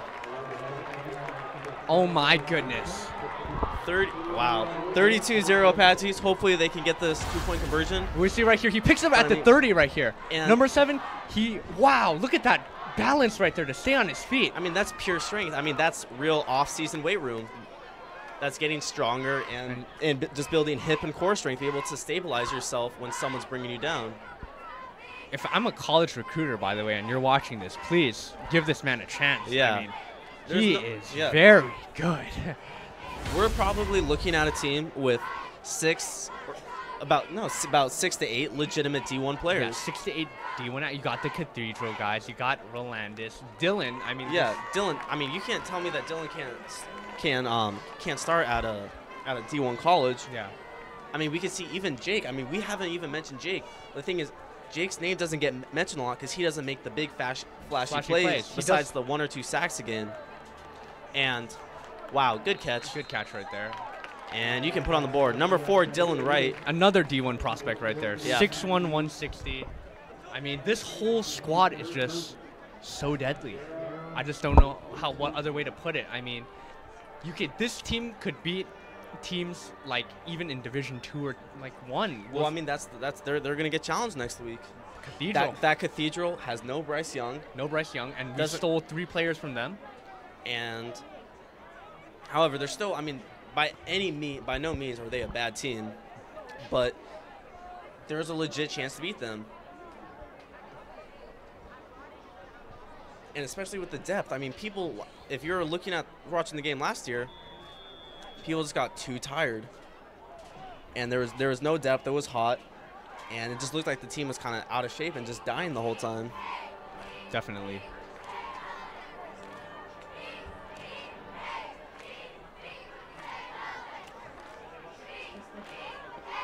Most difficult part of this quarter has definitely been just putting the ball on the tee right now.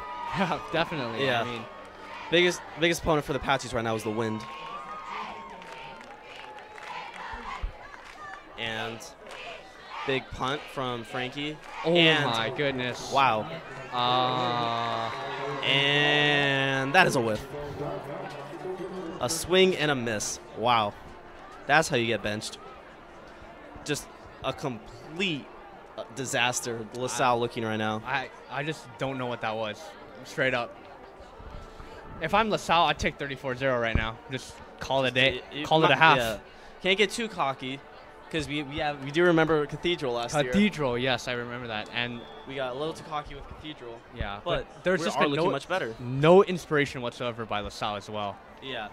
I mean, this is a dying team. Now I can see, like, I mean, every coach heading into the year always is always cocky.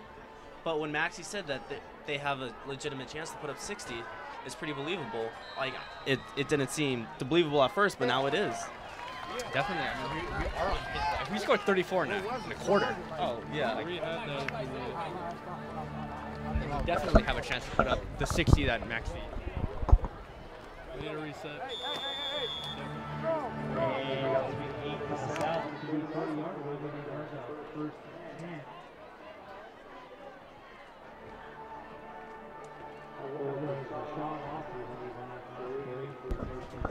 All right, and now 1st and 10, looking to the right.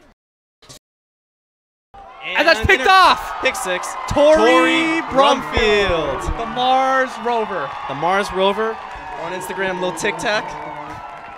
Wow. And just when LaSalle gets a great play on the offensive side, the man himself. And I do not see any penalty flags. Thank goodness. No banana peels on the fields right now. And you said you were just we were just talking all about Tory today, about 7 solo sacks already in this game, and he follows that up with a pick 6. Yeah, that's crazy. 7 tackles, a pick 6. Tory coming into this game was not, really heading into this year, had not received much attention. And it's good to see him getting the credit that he deserves. Yeah, definitely this Rover position is the perfect fit for him. You see him making tackles, just making things harder in the run, and now a pick 6. And now Dylan Guerra looking to throw to Noah Nadavari. And it's going to be 42 Apaches. It's an even number now, 42-0. Yep. Finally got all of our 2-point conversions back. Solid job. With 3:17 left. But we should. Okay, so what I was talking about before about the special teams is that it's kind of like base running, in baseball, of how you have a guy on first and he gets thrown out at second. That opportunity is swindled away, and just like football with special teams, same relationship with it is that you did a crap job trying to return a ball that leads to being on the 10-yard line, and a pick 6 like that, he's walking into the end zone. I mean. Yeah, definitely. That's definitely, like you said, those are like 2 very underrated things in each respective sport. Yeah. I mean, nobody talks enough about special teams, but you notice the best teams in D1 or even professional. Oh, easy. The best special and teams. A solid kick. And, thing is, he's running backwards heading into that. So one thing that, big flag right there. Might be a late hit. Late hit, yeah. Yeah. Well, one thing, I don't know if we could get a replay right now, but as soon as he catches the ball, he's running backwards. He's trying to catch up, and it's almost like an outfielder running into a sacrifice fly. Outfielder doesn't catch it, then throws it. He gets behind it, gets momentum heading into the throw, and right there was negative momentum. It's not like he just caught it and then ran. He had to run backwards and get himself upfield. Definitely. And thank God he got saved by a face mask. More manageable position. Let's see if LaSalle can make something of this, because there's really been no inspiration whatsoever on the offensive side. And there's something interesting here. We see, the camera doesn't catch this, but number 12, Dylan Guerra, he's still talking to Maxie. Finding out that's Coach Carr. Coach Carr, I'm sorry. Yeah. On ways to improve on his footwork. But see, this is another thing I don't get. LaSalle team is that you just had a huge break right there. What's the point of calling a timeout? Yeah, that just shows how you're killing timeouts. You're killing timeouts. You're killing your own momentum. Yeah. But I'm interested to see what in the second half, seeing what some of these backups can do, because the backups are most likely, sophomores and juniors, and they're the future of this program. A lot of the guys we mentioned so far are all seniors. Definitely. Besides Dylan. I mean, I don't know any player we mentioned so far that wasn't a senior. Chris Wilson. Yep. And like you said, the most important point actually that has not been mentioned is the rotation. Maybe we can find a few of these underclassmen on the bench that will play a huge role. And in following years, which sadly we will not be able to call. Yeah. Somebody else gets to take her place as well. But I mean, that's a 1 yard. That's a 1 yard gain. They're much better off the line. They're much faster. I mean, you would think that this is a better score than when we played Glendora last year. I know. And I want to say that, I mean, the key to this team really is Dylan Guerra. I think just the arm strength is there. Accuracy and his composure. We saw him step up, and we saw him even kind of get cheated by a call on this when he slid in for the touchdown, which is kind of a mistake. And he brushed it off. And went right back at it. Looks like LaSalle's going on the outside. And Tori gives him a good old forklift. Man, Tori Brumfield. Wow, the Mars Rover. I am so impressed by him today. He knows how to step up and make plays. This is a role where this is a position that, the Rover is really good.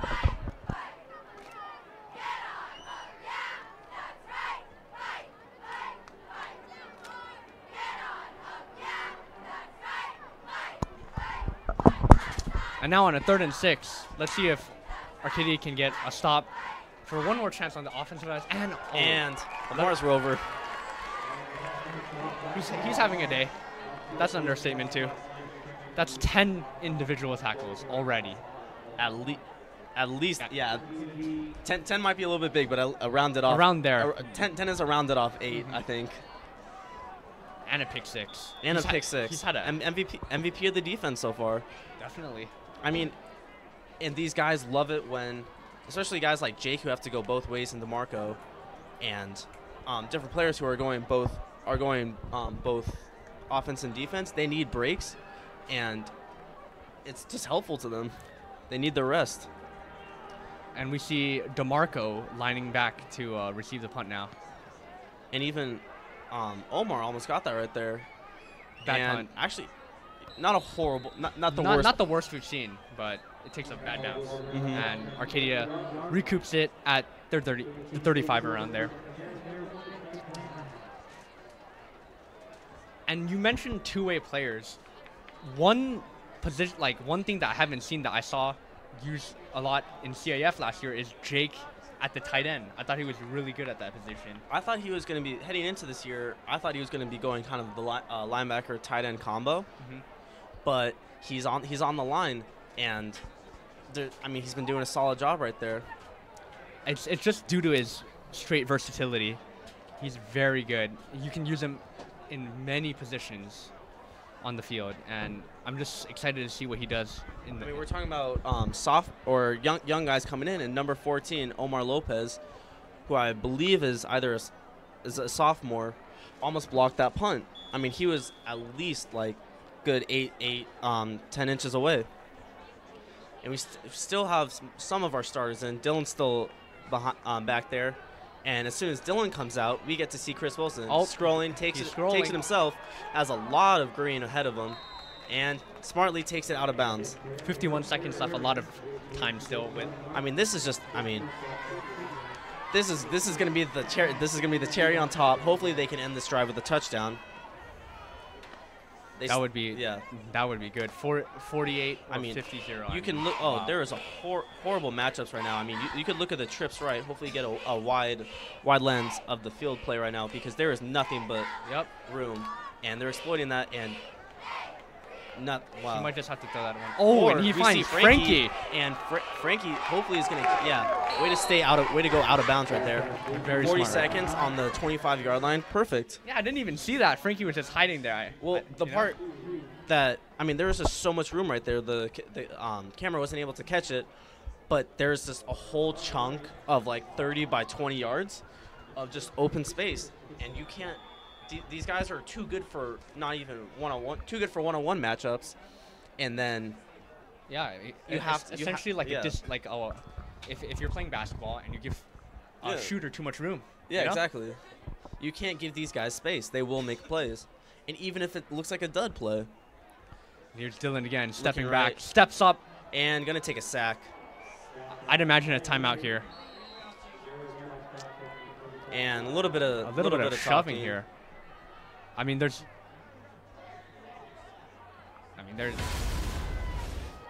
Steps up, that's a and that's a late hit. I mean, I think that's a late hit. That's He's already heading down. yeah. Dylan's a competitor. Yeah. For sure. Good timeout by Arcadia. It's going to be a 2nd and long. 31 seconds left. No, if that doesn't get you a penalty, I don't see anything. I don't see anything wrong with it. Of Ethan Stickler standing up for his teammate right there. Yeah, definitely. You don't.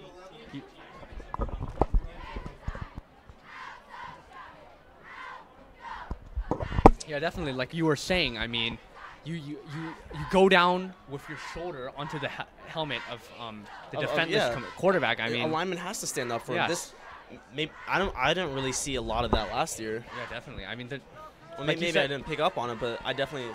That's having somebody's back. yeah, you lose the leadership of Max, I guess, but it's still very much a brotherhood. With this and unit. that's probably something Max really implemented in Arcadia's culture. Is just the familyness to it.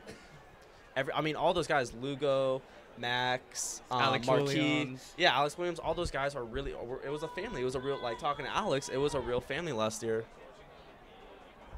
And we have, I mean, we have a one-on-one on the bottom of the screen. I'd go for that And, right there. Yeah. A lot of Oh. room. But Well, we have that's a better matchup right there, and hopefully you can take that, Yep. call a timeout. Good catch right there by Frankie. 21 seconds here. I'd imagine a timeout. Oh, yeah.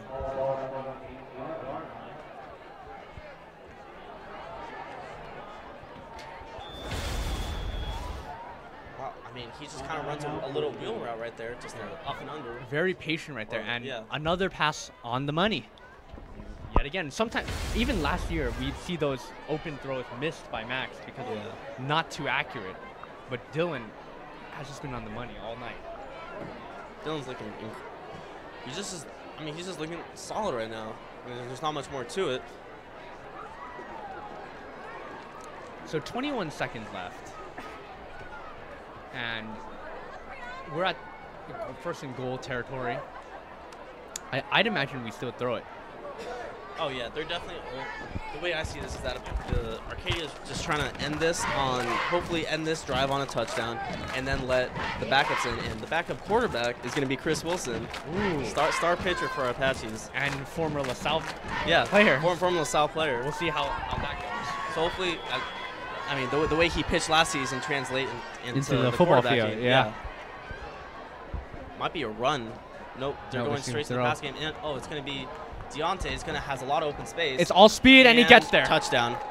Hopefully, 2-point conversion ended with a 50-0. Did they just put up 50 and a quarter? They put up 50 and a quarter. Not a guarantee. At least 48. 48. Hopefully 50.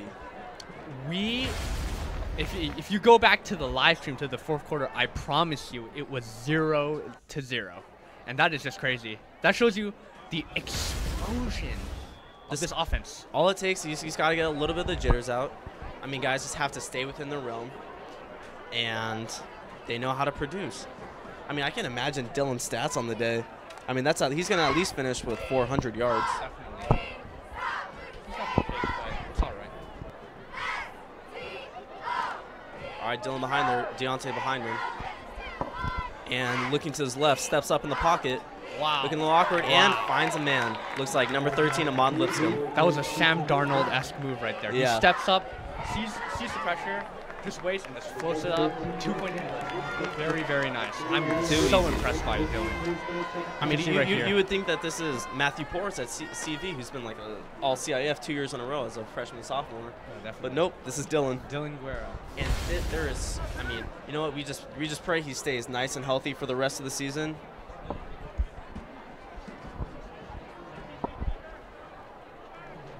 Wow.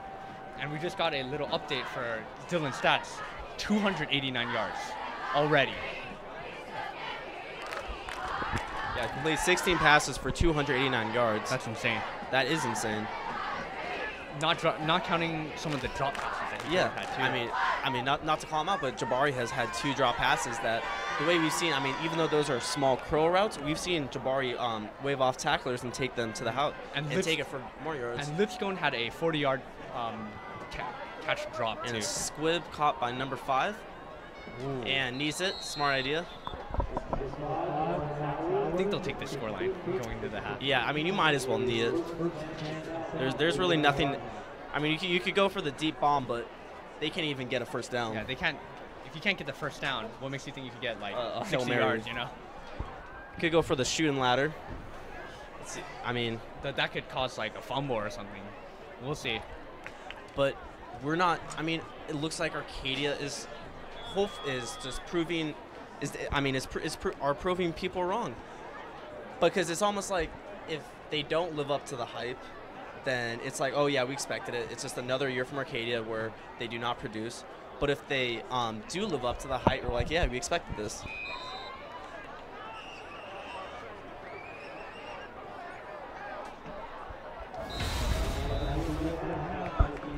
All right, and that'll be that.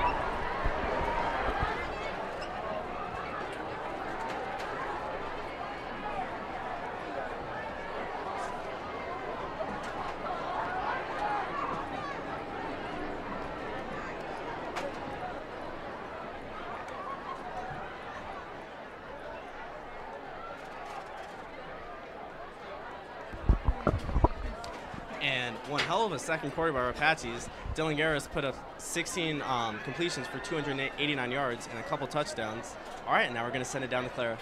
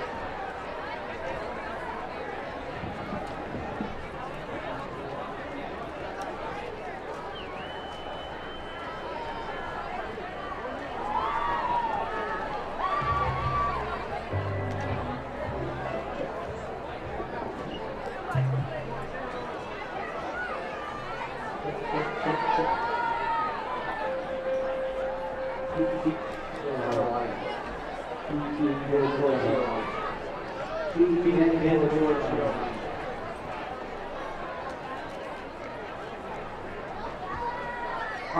ladies and gentlemen, welcome to the halftime performance of the Arcadia Apache Marching Band. This evening, this is very early in the national show. We're going to have a field show on this morning, so we'll be all the part field show for you. Our donation this year is the 2019 Series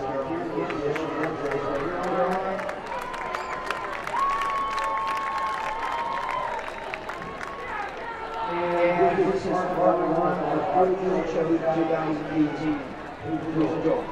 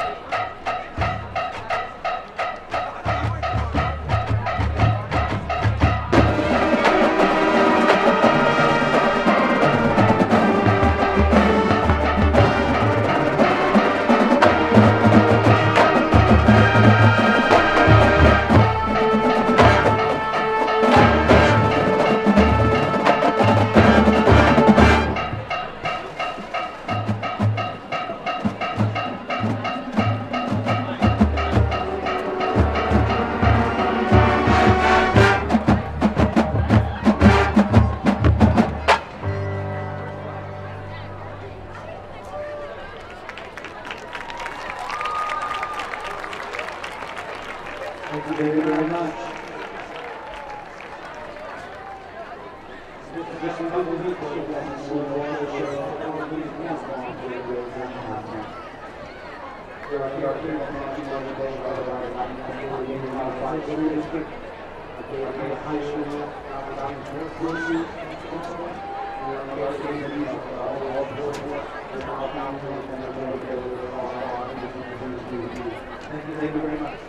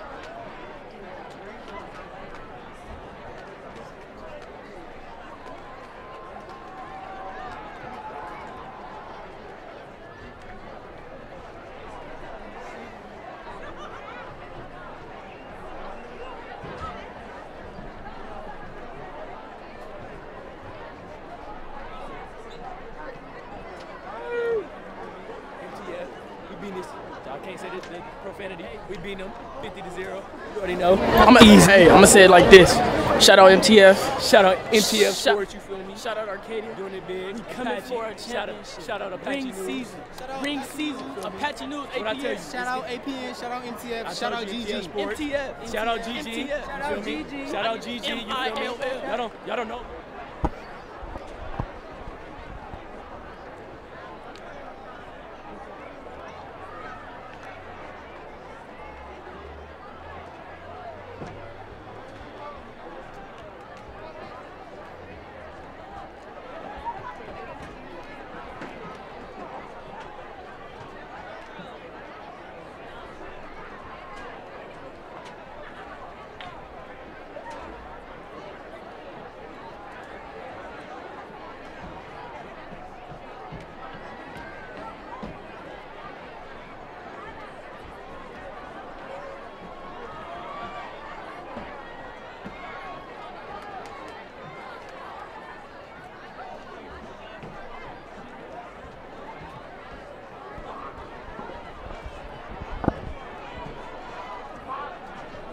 Welcome back to the start of the third quarter of Arcadia and LaSalle. And even though it was a 0-0 contest, we were wide open 50-0. What do we expect from the second half?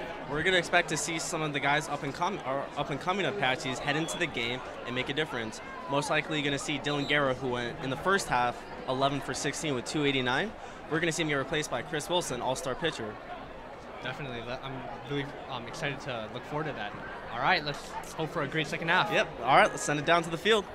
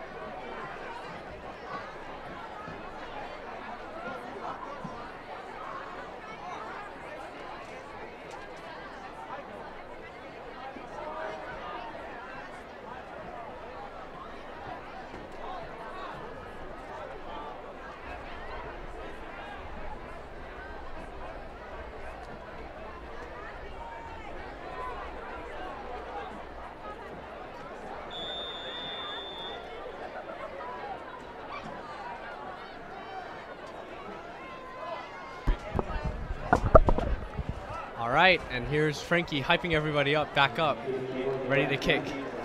Now we put up 50 in one quarter, and I want to see if we could put up 3 triple digits on the rest of the game. Yeah, definitely. And that ball, awfully close. Why not just take it back? Okay, that's okay. It's gonna get. Why don't you? Okay, but what I understand is, all right, he's kicked over your head 4 consecutive times. Why not step back 10 yards so you can return that? You get momentum to run Because that ball hits the ground at the 4 or 5 yard line. You don't know if it's gonna, exactly. drop back, and if it doesn't, you are screwed. Because you don't. Yeah. What if that ball literally just hits a divot and stays?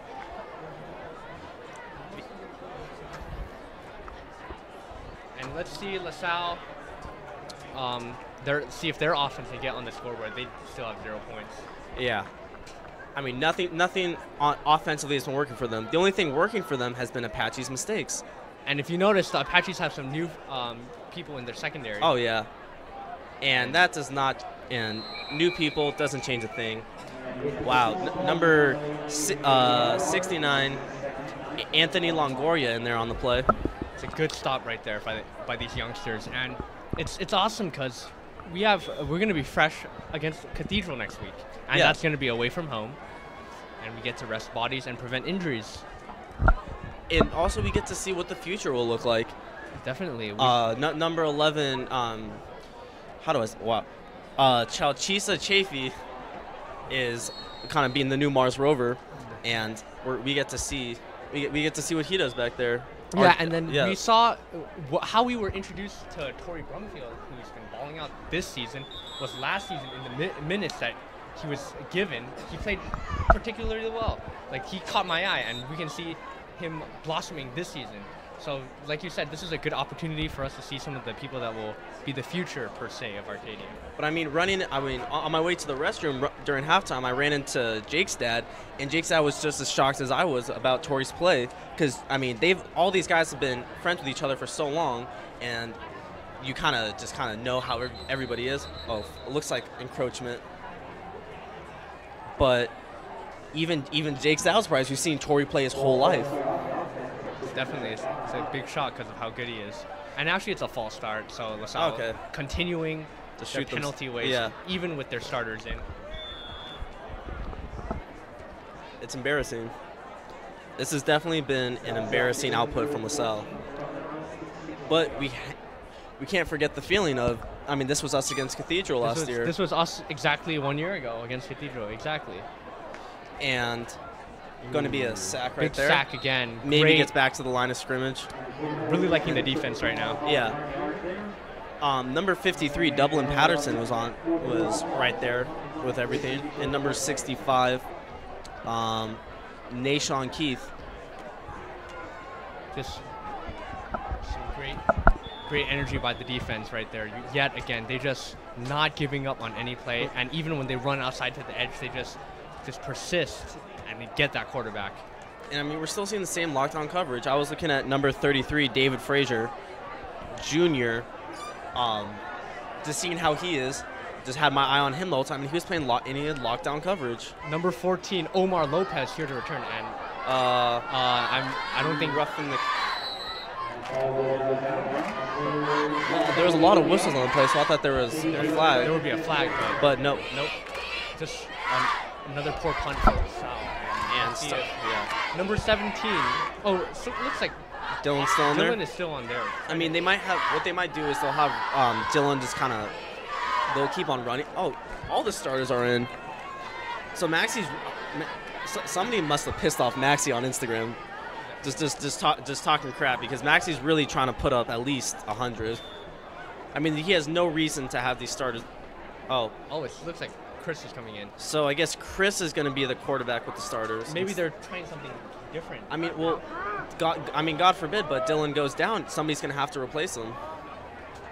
Chris, let's not forget, he played against us last year. Ooh, and that's a high snap. And high snap to DeMarco. DeMarco, who he takes it. Breaks a couple tackles. And wow. Oh. He was not. Wow. He was claiming he was not down yet. Yeah. I don't know, DeMarco. I don't know. Whistle was blown dead. Yeah. So. Looked like he was dragged to the ground, but I don't know. Dang, from a high snap. Look at this. It just high snap goes through the hands. He starts at the 50. Not the worst snap, but just some.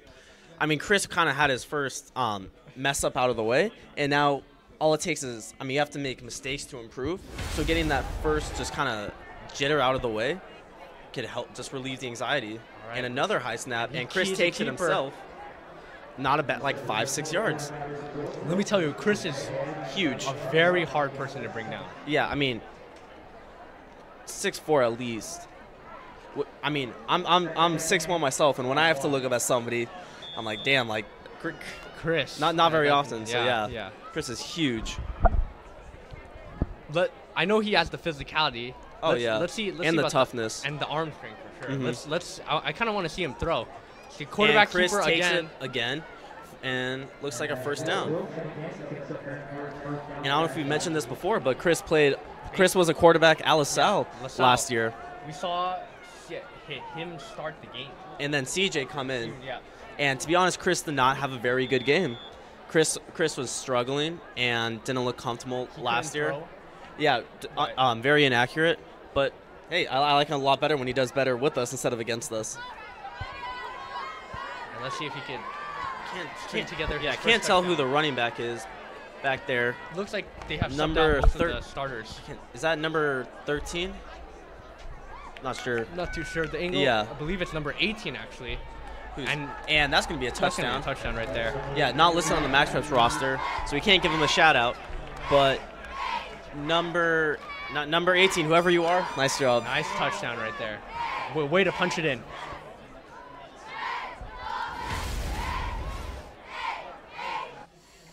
See right here, just runs through. And yeah, but that's there's a lot of patience right there. He let the blocks form, and then he got in.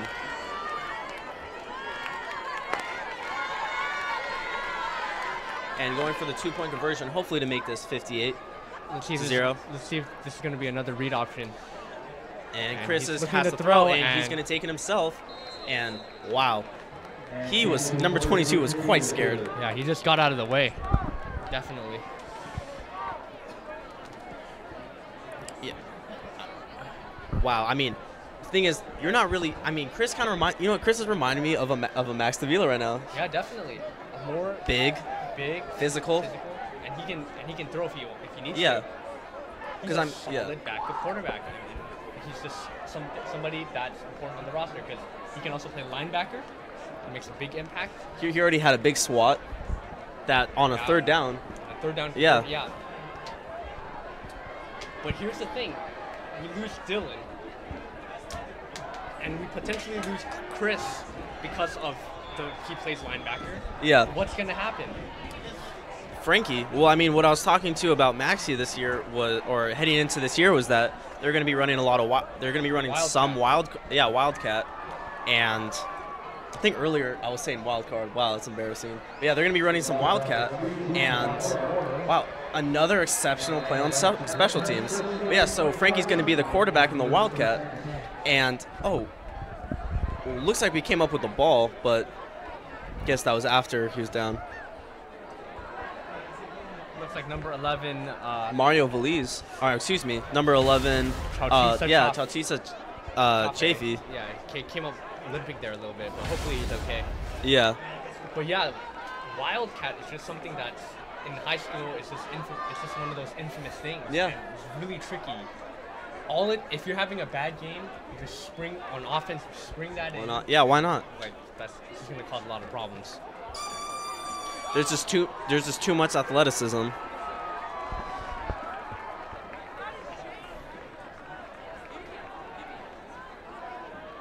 right, now stepping back, looking to his left, throws it and Stop nowhere. short.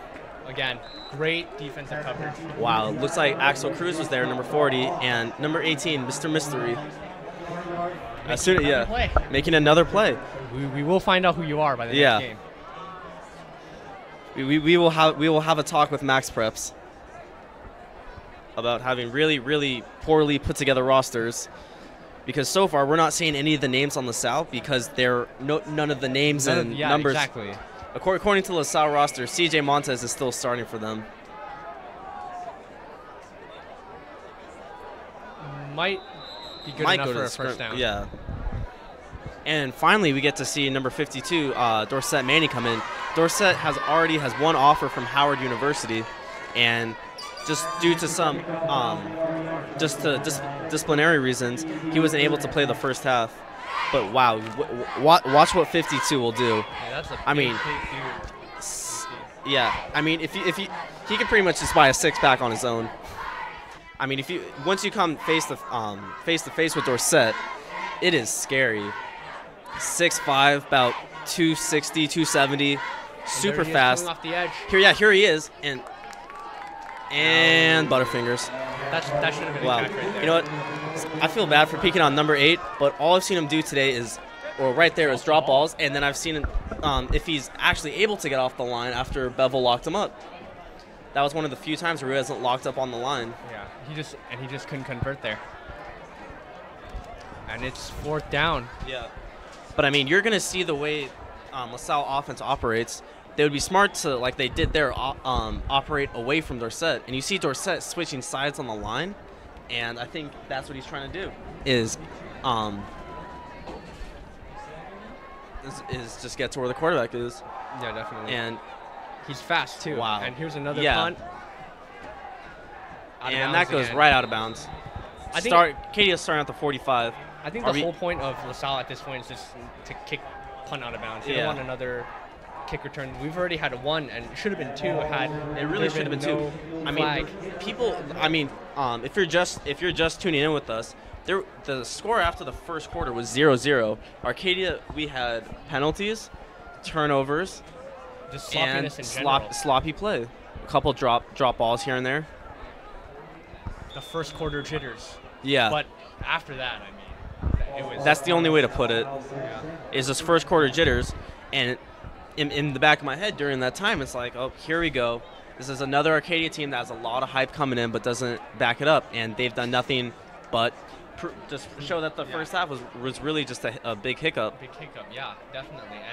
And now we really see the full potential. Yeah, now we see the full potential of this team. Definitely. I mean, we put up one quarter. One quarter will beat. I mean, is one quarter of. And it's going to be a run right there. A big block by number 14, Omar Lopez. Ooh. And number 18 again. Crossing everybody. Crossing the LaSalle defender up. Who is this man? Seriously. Dang. I don't know. I mean. Well, we need a replay of this. Check this out. Yeah. He sees it. Wow. Ooh. Oh, wow. 42, if you're missing your ankles, they're at the big A. Put them on. I mean, I don't know. The turf had ice on. He's put. Yeah. Dang. Yeah. Gave him the shake and bake. All right, and trips right. Chris is rolling that way, and he go deep. Oh, there was a man open. Oh, he and keeps takes it for himself. Oh, and wow. Woo! Man. Everything's Wow. just going right for Arcadia right now. He absolutely trucks the LaSalle defender. We are going to need a replay on that one. Yes, please. Because thank you very much. so Let's see right here. I mean, he nobody's fakes open, twice. takes it himself, Oh. and wow. Don't do him like that, please. That's not nice. That's not nice. Wow. Oh my goodness. He's going to need some milk. Man, you weren't kidding about, I mean, remember, Chris is a pitcher. Chris, and pitchers are not even considered athletes. Athletes, right? But once again, that stereotype is being proven wrong. And it's going to be a 1st and 10. I kind of want to see. Ooh. And I can't tell who moved. I don't know what it was. It looked like Arcadia moved It's a first. false start, yeah. Looked like Dorset got a little jumpy. Kind of want to see a throw by Chris. I want to see Chris really try and launch it. I know he has the arm, but maybe not the accuracy. But we'll just You know what? see. You never know. I don't think Chris has really thrown a pass yet. It seems like all the plays have just been options and runs. Yeah. But if it's not broke, don't fix it. Yeah. And it felt like it just flew by, but third quarter's over. Third quarter's over. And it looks like we will not be putting up triple digits. Yeah, so time to get the big fours up. Well, there is no need to put up triple digits at this point. I mean, we've proven everything. I think this is going to really bolster our ranking. And there's at least 5 players right now. No, there's about like another 6 to 8 players who are not suited up. I know. We're looking next week for number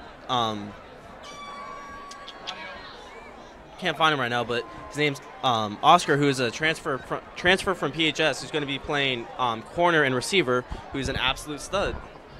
Yeah, we just have so many assets that we aren't even utilizing right now. It's kind of scary. It is. I mean, we have Traynell Stewart, number 8, who has an offer from Nevada with a bad hammy.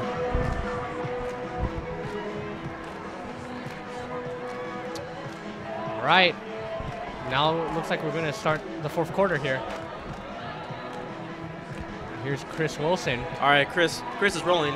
Finally see his first pass. And it's a reception. Yeah, caught by number 14, Omar Lopez. Caught in traffic. That's not an easy catch right there. No. I see in the replay right here. Chris Rolling is to the rolling. left. Good pass. Yeah. I want to see Chris really launch it because, he has the arm. Chris is throwing, going to be ending his high school career, hopefully throwing around 90. Already throwing low 80s. So the arm is there. The arm is there. He just hasn't been given the green light, I guess. Yeah. Might as well. I see number 81, Will Covey, at the bottom right, with a 1-on-1 right now. And it's gonna be a screen pass. And the one bright spot of LaSalle today, number 3, Damian Curl, on the tackle. But you know what? Good stop.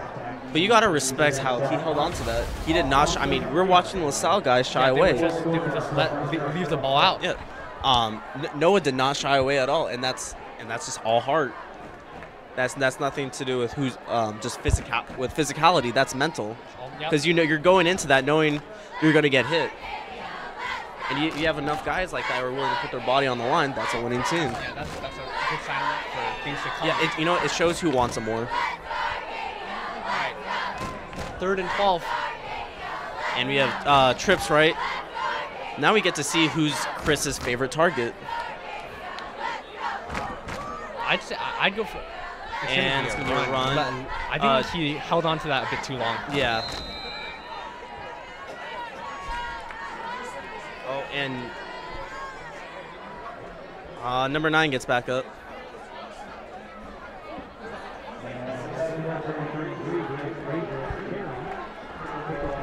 Looks like it's going to be 4th down. Yeah. It's going to be 4th and 11. And long Arcadia's ball, Arcadia's gonna go for it. Not the most sportsman-like move, but it's football. Yeah. We don't care. We don't have a kicking. This isn't Little League. They're really, I mean, we haven't punted yet, but we're gonna need to, because obviously not every game's gonna be like this. I'm sure the transfer is going to be the new punter as well. Oh yeah. Max, you know what? Maxie was raving about him, but Chris has space, and he's going to take it himself. He's going to get the first. He's going to get the and first. then some. Oh my goodness. That's a human forklift. Wow. Talk about a walking truck. Yeah. Man, oh man. We'll watch right here. He's rolling to this right. He's going to keep faking the throw. He doesn't need a throw. He knows what he's going to do. And look at this right here. Come on. Why? Why do that to him? Well, definitely looks like the way school's been hitting me. Such a huge hit right there. Yeah. That is, I mean, after just a personal thing, I've grown up with Chris like my whole life, and he's always been just the same stud athlete. And it's good to see how he really put it together. And he's gonna run again. And it's a fumble, but Arcadia recovers in the end zone for a touchdown. Wow. I wouldn't. That's Arcadia. It's just that type of game.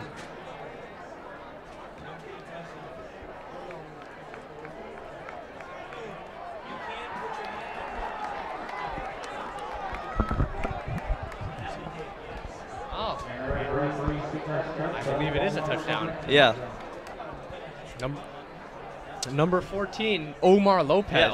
Yeah, Omar's been Omar's a little goon. He's been all over the place. Yeah, we've talked. He's returning punts. Yeah. I mean, he's just one of those. He's for the future again, you know. Yeah. I don't know if Chris gets an assist for that. An indirect assist. I mean, it's a fumble, and then it's just a fumble, recovering the end zone. Yeah. So the touchdown goes to Omar as a fumble recovery. Mm-hmm. Good run by Chris again. And I want to see Chris just take this, or might be an option right now. Oh no, Chris is looking at a straight drop back. I'm sure he's gonna take it for himself. There's the flag. And he throws it. And it's Omar once again. Looks like there is a flag there.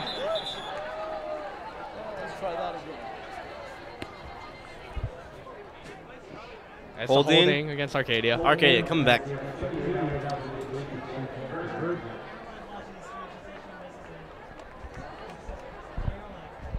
Not sure who that was on. Looks like it was going to be on the left side of the line, since that was the side where, the opposite side where Chris was rolling. Definitely. So it was much harder for them to stay on their block.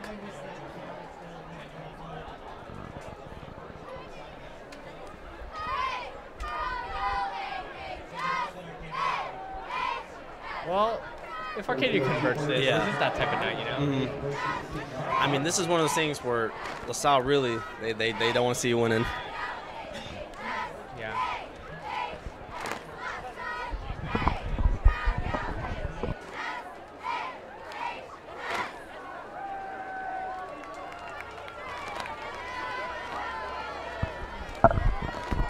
Here's Chris dropping back, looking to throw to the end zone. It's has an open man and cannot make it. It's all right. Solid pass by Chris though, but he does.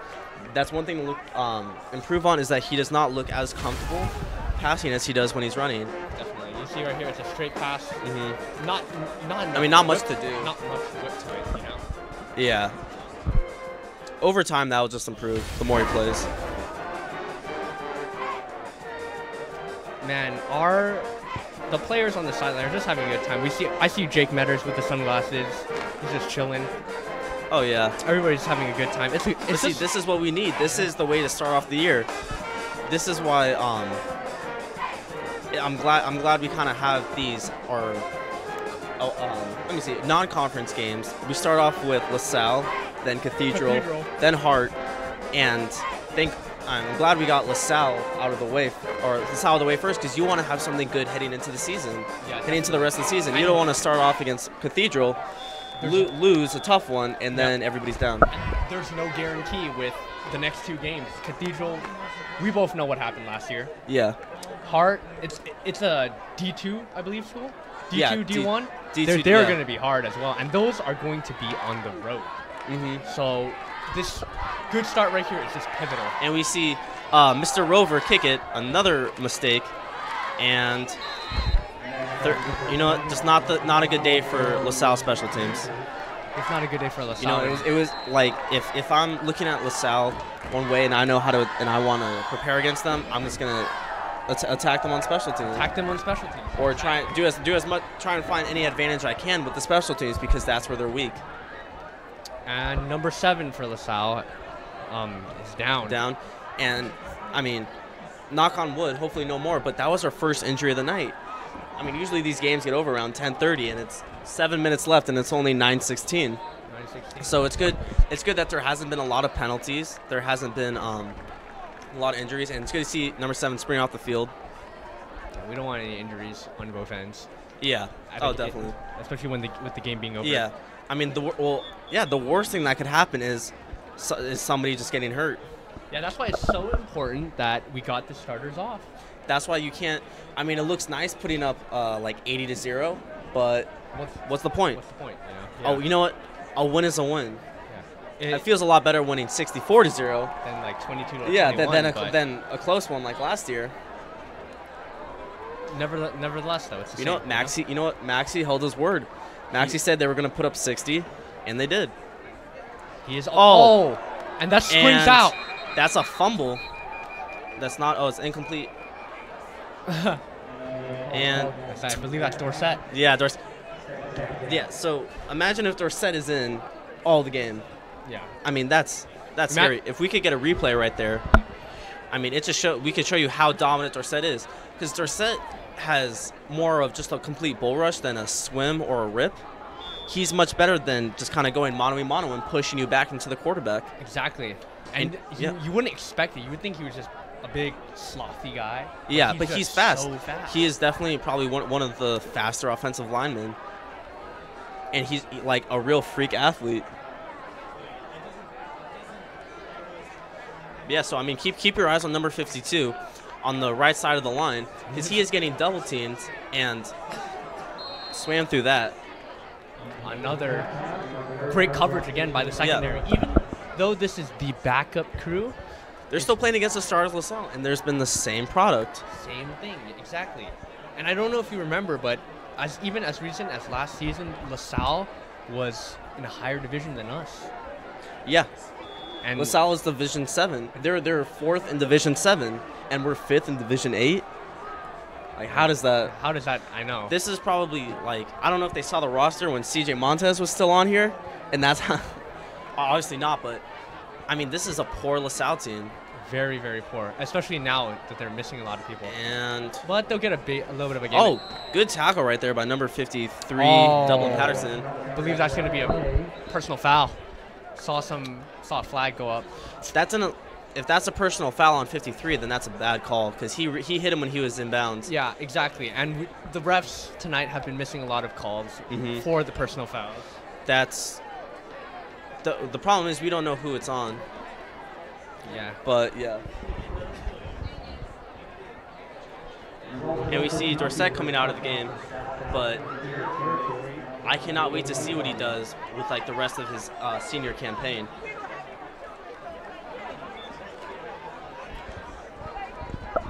Now so 1st and 10 on the Arcadia 48.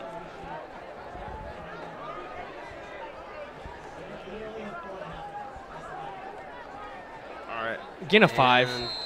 Gain of 5. Not much action. One thing that I have not seen is a missed tackle. Knock on wood again. But, Yeah. You know, that's just been something that's been cleaned up. We noticed that last season that was the biggest issue. Yes. But also this is not a strong team.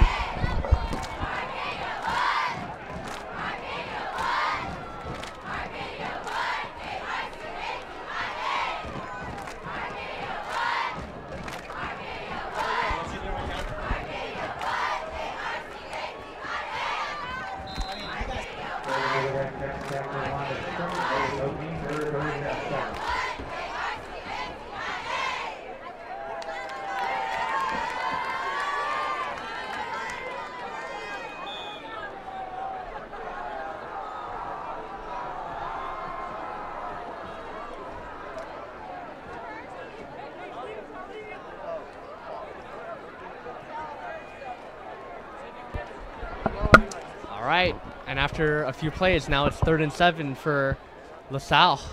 On the Apache 45. I think this is the first time in a while that they've been at our side of the ball, half. Yeah. And let's see if they can make something of it. Let's see if our secondary especially can step up in a big moment like this. My best bet is that nothing will happen. And yeah, I mean, that's a drop pass right there. So this is not nowhere near considered a strong LaSalle team.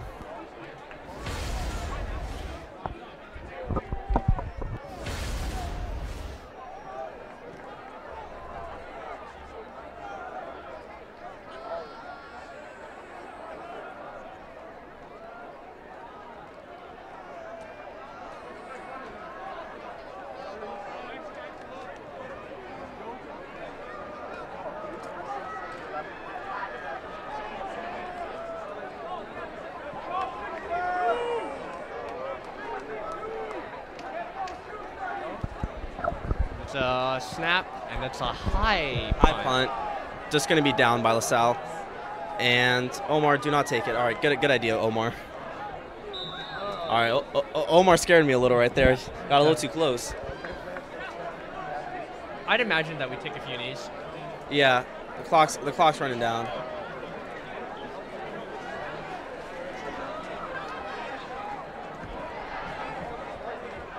But hey, I mean, what more could you want from a first game at home, new roster, new division, and you win 64-0? Exactly how they drew it up. Not how they drew the first quarter up. But I mean, it's been a great 3 quarters thus far.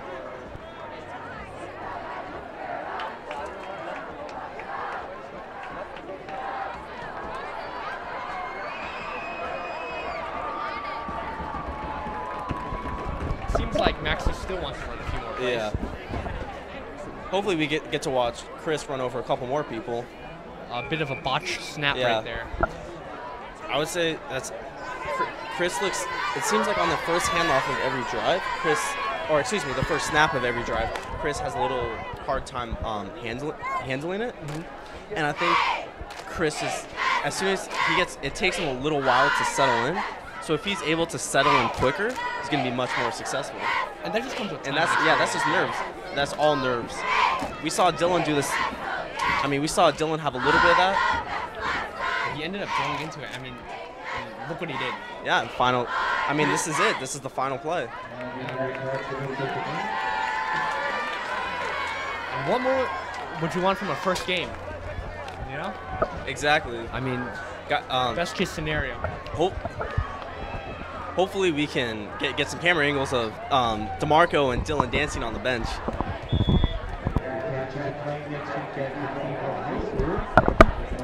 All right, so now we get to judge who has the best dance moves on the sideline. My pick is Dylan. Dylan? Yeah. Definitely not DeMarco from what we saw. I mean, DeMarco definitely needs some improvement. Yeah. He completely botched that Fortnite dance. No rhythm. Yeah. Let's see here. Let's see.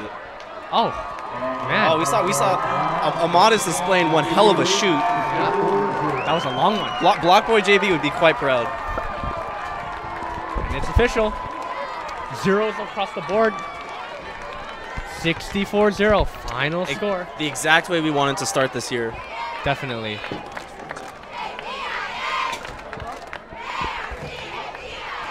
So, what was the main takeaway from today, you feel? Was the Mars Rover, Tory Brumfield. Rover, exactly. We saw, I mean, you know what? Football is very opportunistic, and if a guy doesn't come, I mean, Tory just had the opportunity for a lot of tackles, and he capitalized on every single one of them, and he even made some plays on his own. That pick six really transcended into to the latter parts of the game.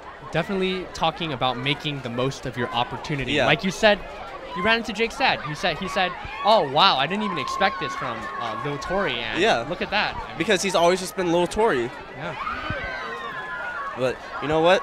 There's a lot of fight in that dog. definitely.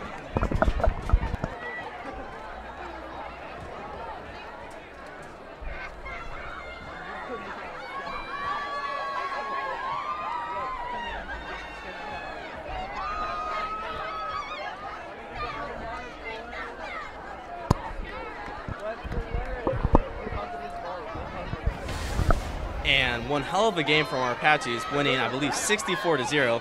What do you take away, Radford? I mean, all the damage was done in the first quarter. 50 points. Well, second quarter, yeah. Second quarter, I'm sorry, but 50 points. That's just incredible. We saw Dylan Guerrero, we saw that full potential, we saw that confidence, we saw DeMarco Moore, I mean, just absolutely come out of his shell. And, you know, Rolandis definitely should have had a lot more than what the stats show, but I mean, it's just an overall amazing performance. You can talk about the Rover right now. Yeah. If you want, you know? Well, like, I'm really hyped up on Tory Brumfield, but also the play from Deontay Bevel. He did not play much corner or any corner last year, and he was locking down at the line. I mean, that is the true dog on him. Definitely, and you see that the difference in the defense this year. I mean, last year we were a lot more frail. We did not complete tackles. Our coverage wasn't as good. And you saw today we shut out a LaSalle team that honestly is not the worst opponent that we will play all year, you know? No, yeah, we still have Hoover coming up. Hoover, Glendale, and, you know, we just did 64-0 against a team that was ranked, like you said, a top D7 team. Fourth in the Division 7. And we will see you next week. We will be playing Cathedral. All right, see you in LA.